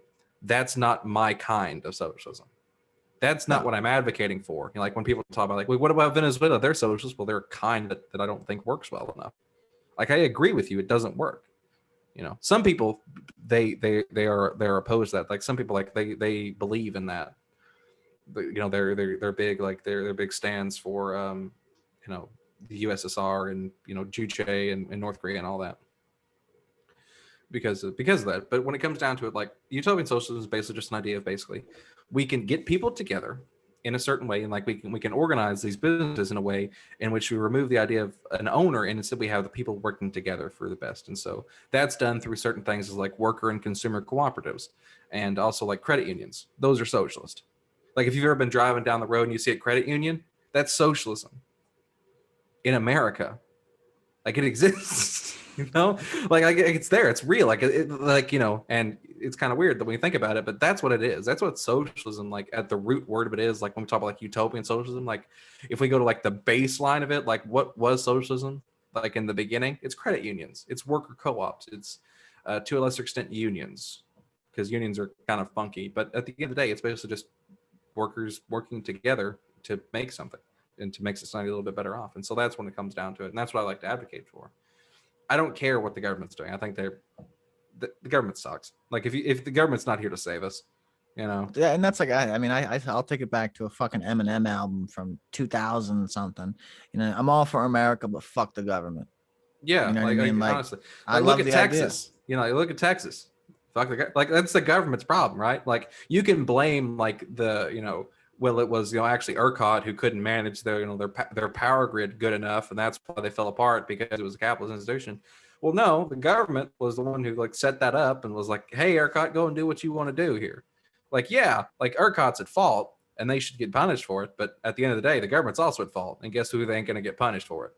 No, so I agree to a large factor with what you're saying as like, but also I think if like I don't know, the government can't control the government and they're the government. And so like when it comes to like I don't agree with having 50 different governors controlling COVID protocols because that's not the lack of consistency is what's going to cause problems. If state Yeah, A is if you look at Kentucky and like comparison to the rest of the states, because they're all like red governors around us, Kentucky's doing really great in terms of like COVID numbers, and they were doing pretty great through the pandemic.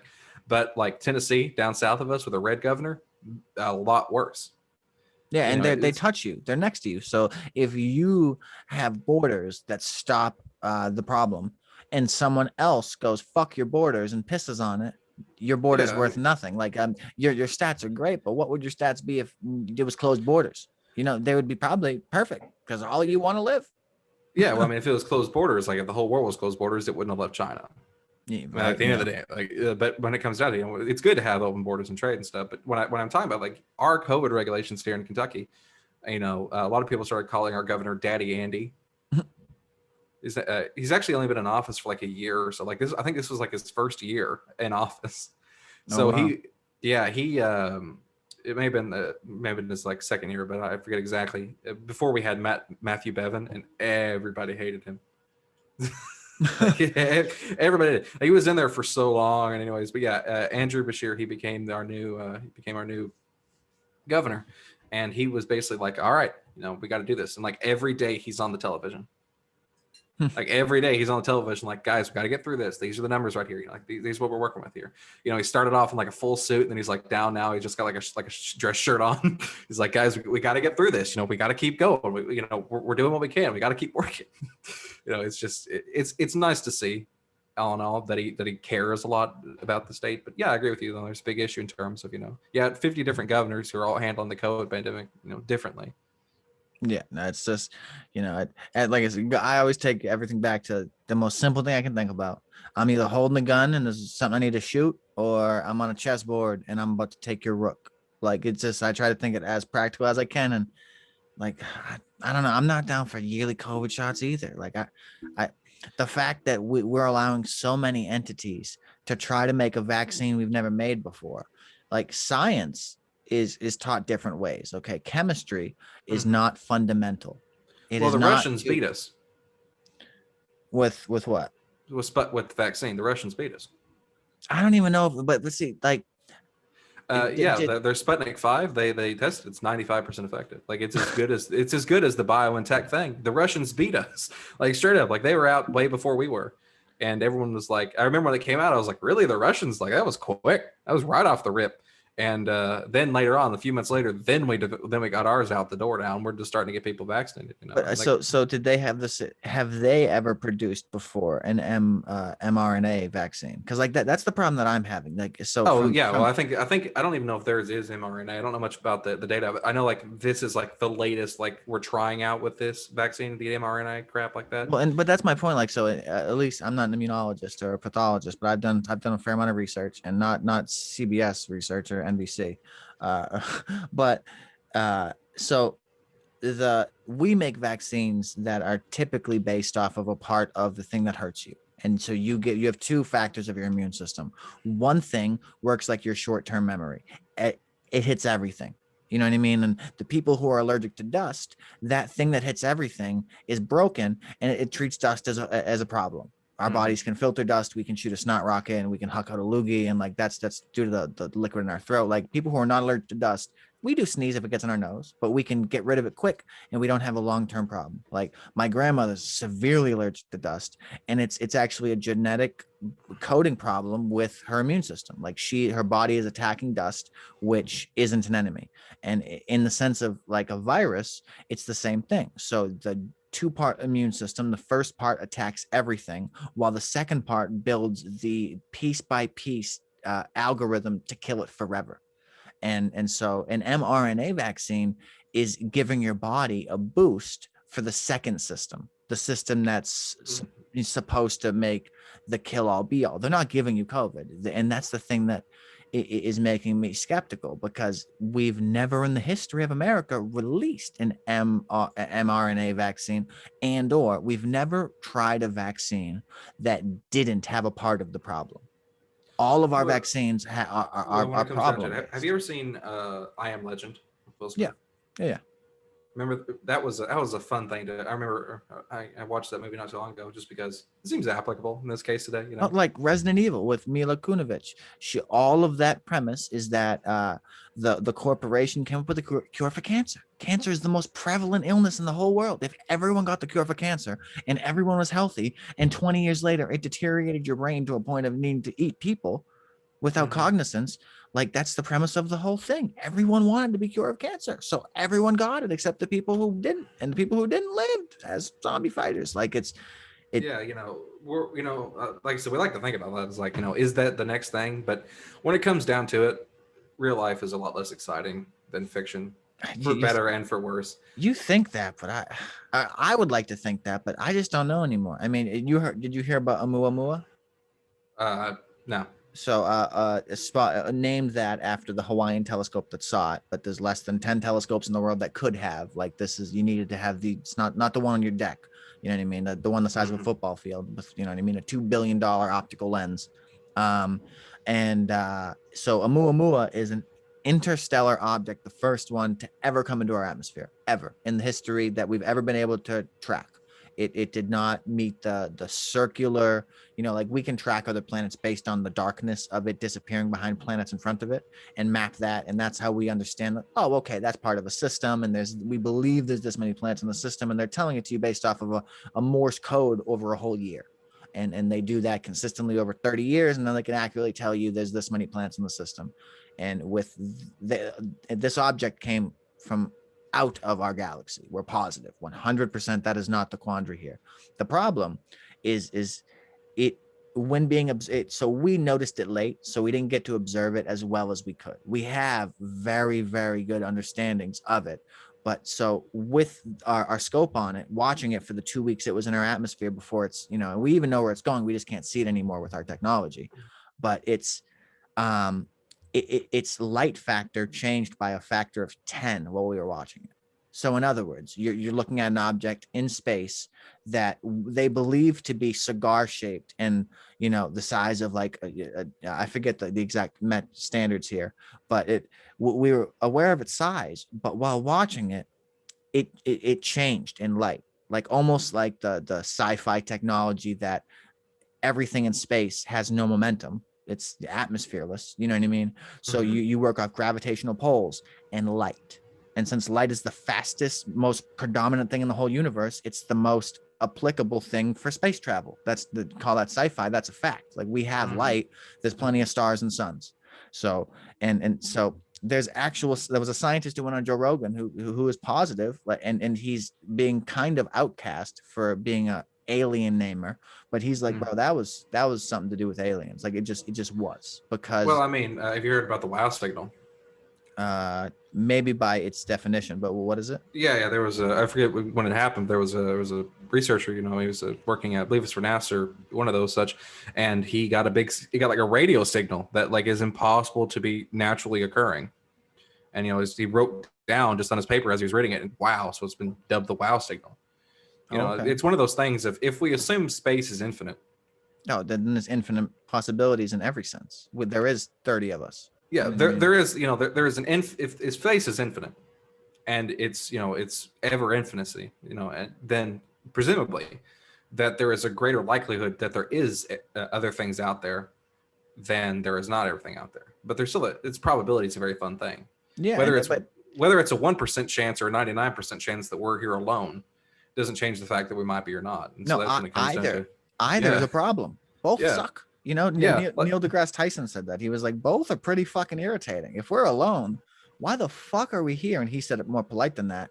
Like, what makes us little fucking monkeys like this? Like, this makes no other animal on the planet is close to us in the scale of what we can do. I mean, you don't ask a fish to climb a tree, Einstein said, or we'll believe it's stupid. And I'm heavily paraphrasing for simplicity's sake. Yeah. But so I'm not going to compare myself to a whale. I can't move, 1,000,000 pounds of water with my tail. So that's not applicable. Yeah, But me either. My tail could move only like half that.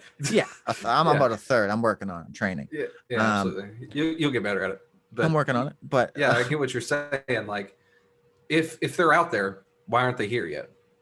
or are they? Like, and that goes back to solipsism. It's like, okay, you're telling me words right now, KT, Mm-hmm. but I can't reach into your head and never know that you're not lying. Like, you could be omitting, lying, bullshitting, editing. There's and the way Joe Rogan puts it. That's hilarious. I just called him Jogan. Is that, you know what I mean? With too much polluted information, you know what I mean? Like processed information, like too much of it, it can cause you to just think some stupid shit. You get into that echo chamber. And I love talking about aliens, but I'm talking about it because science is confused, not because I think a rock was an alien I saw at night. Yeah, I Like, mean that's the thing. Like it sort of falls down into generally like we as like people, we like to have great answers. Like we like to know definicy. Like in the woods behind my house, I know there's like a bunch of animals back there. I know there are frogs and squirrels and deer and such, but I don't know if there's bear back there. There's not bear back there. Like is my general assumption. But if I saw one, I would be like amazed. But when it comes down to like aliens, like we have no way of knowing whether they are or not. It's just one of those like it's an unknowable unknown. And there's theories like, well, maybe they are out there, but they're waiting until we develop enough before they come hang out with us. I like the unification. And there's other theories that they can't get to us because it's impossible. I like the first one, the unified thing. I think I think we would have a higher chance of understanding if the whole entire world was one unit, and that'll never happen. Like, that's like taking it back. I don't know if you've seen the Trolls movies that are new, but like the different people with different types of music can't all play the same song all the time. Like, it's incomprehensible. You can't. It's you and I are not the same, and you and I can discuss our differences. We can connect. We can correlate. We can compare. We can contrast. We can throw all the fucking C's out there, but I'm not you and you're not me. And existential realism is true. Like, when I jump and you jump at the same time at the same Latin lodge, it's not the same jump. My muscles are different. My bones are different. My genetics are different. My predispositions are different. I think genetics go way further than what we generally talk about. I mean, epigenetics is a big deal for a lot of people, but when it comes down to it, whether we, are they out there is a great question to have, and like there's so many possibilities that like, well, they are out there, but they can't get to us, or they are out there, but they don't want to get to us. Like, so it's one of those two possibilities. If they can, they either don't want to, or they can't. Maybe they're coming, or they could be coming. Like they could be here, but why don't? It's the same thing with like, why don't they want to show us? You know what I mean? Like that's one thing. Why aren't they here? Like, why aren't they present? I don't know. I'd like to believe that that they're just smarter than us, and that from an evolutionary standpoint, if they're millions of years ahead of us, they know everything that there is to be known. That's why their heads, the general depiction of an alien is this giant headed, non-sex oriented thing. Cause it's like, well, we've realized that black snakes fight red snakes because of the color. So skip color. We're all the same thing. We're all gray now. We're all fucking colorblind. You know what I mean? So that would solve a lot of the issues, but I don't know. It's just there's so many things to think about in that aspect, and I refer back to like the like Men in Black. We could live in a locker, and philosophically, there's as much proof that reality exists as there is that it doesn't. Like, it's a 50-50. That's where we're at. I can't tell you reality is real, and you can't tell me it's not. The same with God, really. Yeah, I mean, like when it comes down to it, we don't know if each other exists. No. We have no way of proving that, because it's all just our brains. Like, how much is our brain screwing with us right now? Like, do we exist to each other? Dude, I had this really weird thing happen over the last week, right? So I listen to a lot of Joe Rogan, right? And like a lot, like every episode, every time it comes out, on top of another podcast I listen to. And so, dude, I probably got, I don't know, 50 hours of podcasts a week every week. And so I hear a lot of outsourced information, and most of it is irrelevant. But I have this inner head thing sometimes, I swear to God, where I will have never, like, for instance, I had never watched Dexter. I'm now 2 seasons from the end of it. It's the serial killer show that came out a long time ago. Like, Yeah, got quite acclaimed. yeah. Um, and so I had never seen it. Fucking the week I start watching it, it's brought up as a reference, an oddball, obscure reference for an actor, the girl, Deb, the sister, being ugly, and I was like, it was just, I've listened to this podcast for fucking 10 years. They've never mentioned Dexter. In the first week I start watching it, they mention it. There was this weird click, and I didn't think anything about it. I didn't even know about solipsism at the moment. But Mhm. fast forward a week, it happened again. I was listening to Rogan, and something was brought up that was intriguing as hell. And I was like, wow, I grabbed my notepad and I wrote down what it was. I did some Googling on DuckDuckGo and got some unfiltered answers, at least less filtered than Google's answers.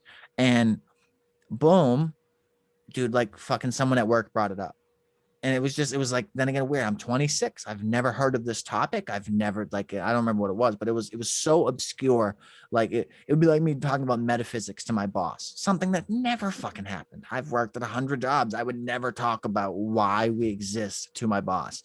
Wouldn't happen. But the first time I, would think about it, just something like that would happen. I know it's been happening lately to me, where honestly the correlation of me learning something new and the connection to it happening again, they're just so close. It's got me like wondering, like, is this Yeah, some, there's a theory behind that. It's like, basically you notice something because now you know to look for it. that? I mean, Is that's the a fact. Yeah, That's the theory. Like when you get a new car, you start seeing your car more often. yeah, right. I get the yeah. I can spot my car everywhere, and maybe I just But didn't care here's the before. thing. But here's the thing. It's still freaky. Yeah, yeah, and Like the amount of stuff that our brain filters for us, like the fact that we can't see our nose unless we try. I was just gonna say the same thing. Or the fact that like our heartbeat is shut out unless we try really hard. Like you can just right now think and you can hear your heartbeat. You just have to tell your subconscious to stop muting the sound because it's loud. Like when you get to the end of a run, you can kind of hear it.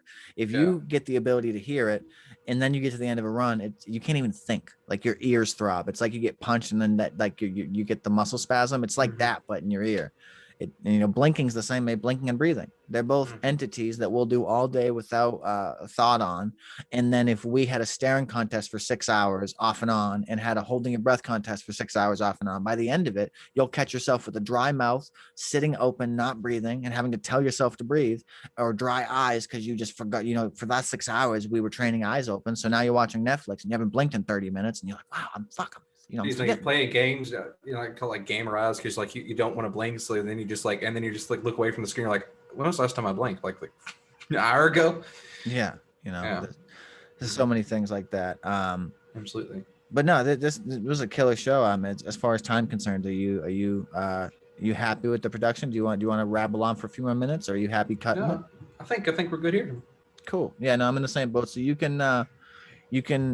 able to find this on YouTube. That's the only platform I'm going to be throwing it out on at first. All right. I'm gonna look into Legit Rage, which I know is a company that timestamps subjects for crazy oddball shows like us. I think it might be a little bit. I don't want to spend any time editing. Like I'm not going to take anything out. All right. If I put this in an editing program. Well, look, here's the thing. It's my gift to you. You do whatever the hell you want with it. I don't care. Oh, thank you. No, but I think the unadulted version is the best product. Yeah, no, but like I said, I know some people are like, no, I need you to like this. I don't care. You do whatever the hell you want with it. Do whatever the hell you want with it. No, I appreciate it. But if you ever check out my other show, you'll understand what I mean. Like my favorite shows are ones that are like I've listened to the conversation before about the fact that there's so many people who apparently rape kids that clearly they must be the best type of sex. Like that's a subject oftenly talked about on one of my favorite podcasts, and only oftenly talked about because like Epstein, wasn't suicided. You know what I mean? It's like there's so many small things like that where it's just so corrupt and so disgusting, and like Twitter right now is being crazy. You can't say anything on Twitter without getting silenced. Yeah, I mean, like generally, like raping kids is bad, and it shouldn't be. 1,000,000%. Yeah, like you should be able to talk. No, yeah, like that's the thing, though. Is what I mean is like we can kind of get caught up in what is like okay to talk about, and then what is like because if you talk about something, people generally believe that you believe in it. Yeah, that's sort of the idea. Like when it comes down to it, and so that's why it's hard for us to like speech because we don't want us to believe in certain stuff like that. Like that's why if you talk about like the bell curve. Like you have to, like, the whole time you're doing, like, this is a defunct thing. This isn't real. This is fake. This is sort of what we have to go through, because otherwise people think you believe in it. Yeah, no, it's rough, and like if you were called a cannibal, that would be a bad thing. But there's the instances of like those plane crashes out in the Alps or whatever, where there was whatever X amount of people who died from impact and they were stuck in the mountains and they had no help, and you had that choice. I'm gonna eat Joseph, who died in the plane crash over a fire, to keep living because all we had is peanuts and fucking rum, and Mm-hmm. so there was two separate not civilizations, two separate real stories. One was a bus, I believe, and one was a plane. And both of them ended up in a predicament with no food, literally life or death, and no help. One was for like half a year, like insane scale or something like that. And they had, they came out of it stamped as cannibals. And it's like, that's fucked up. If you told me that your friend was a cannibal, I'm probably not even your friend by proxy, you know? So Yeah, it's weird, man. It's it's a good way to put it. it's stigmatized bad, but if you were gonna die, you would probably eat a person, or you wouldn't and would never talk about how that hurts your feelings because you're dead. Yeah. You know, and Yeah. those are two dicey things. But Like Donner's Pass and all that. But yeah, when it comes down to it, yeah. But like I said, I did one podcast where I talked about like my ideas and stuff, and like the guy spent like 15 minutes, like after the show was over, he just went like 15 minutes and like talked about like why I was wrong, because he couldn't come up with any reasons why I was wrong, like during our conversation. So then he just spent like 20 minutes talking about like how ridiculous I was, like how outdated everything I was saying was. And he was like, yeah, this guy, like, he talked, but it's just ridiculous. I'm like, really, man? Like, no, that's a little fucked up. Like you're that's probably a not dick gonna be on move his right show there. again. Yeah, that's what we call a dick move. Yeah, and I understand that. Being named Richard, I've made a few dick moves. Yeah, yeah. But no, I think unedited long form, like honestly, like Rogan is my ideal show. Like I love that dude. He gets a Well, he neurologist. is the podcast, when it comes down to it. Like Joe Rogan is the podcast when it comes down to it. Yeah, like you, and that's the thing. Like I respect him, and I want to learn how to tell you I think you're wrong too, but on air. And I've had people leave a call before. Like, you know what I mean? I had a guy recommend to me an editing program, and I was interviewing him for a co-host. And I told him that I've already spent the money on my software. I've now learned it's the wrong software. So I'm going to have to deal with it because I bit the bullet, and I'm a father. I can't waste $300 more on a new program after I spent 300 on this one like an idiot, you know? Mm-hmm. And that's where, like, as a carpenter, measure 3 times, cut once. As a person who buys tech, research for 100 hours, buy it once, Yeah, or and find like an open source free option.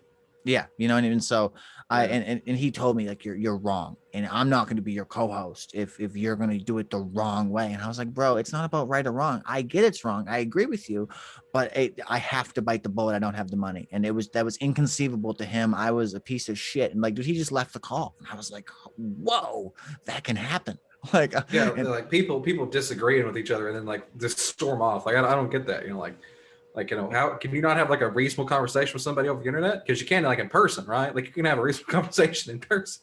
yeah, Like that's what I'm saying. Like we can talk with each other and we can disagree on whatever we want to. That's just us. yeah, Like we disagree. So what? Who cares? Like exactly. I do debates and stuff on Discord with people, and every once in a while you get somebody who's chill and doesn't get upset about anything, and then other times you get people who are just like, I don't know, like they're trying to run a marathon with their mouth, I guess. Like I don't know what the deal is. They have to convince themselves they're right too. I Dude, don't know. I'm with you, man, and it's rough, and like I said, I want to be nice to everyone, but and I'm not screaming my opinion in your face. If you want to watch my show and hear my opinion long form, listen.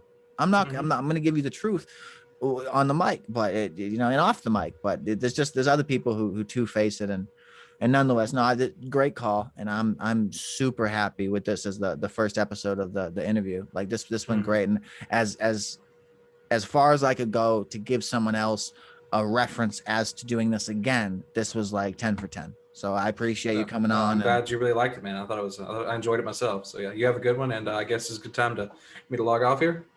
Yeah, go ahead. If you want to plug your stuff real quick, the Utopic Socialist. Yeah. So it's the Utopic Socialist. You can find it on Spotify and such, and you can also follow me on Twitter at Proto Socialist. So awesome. We'll say goodbye, and all your links will be beneath the show for anyone who's interested. All right, thanks, man. Y'all, like I said, y'all have a good one, and I will. If I ever see you again, I hope it'll be good as it was this time. All right. Absolutely. Thank you very much.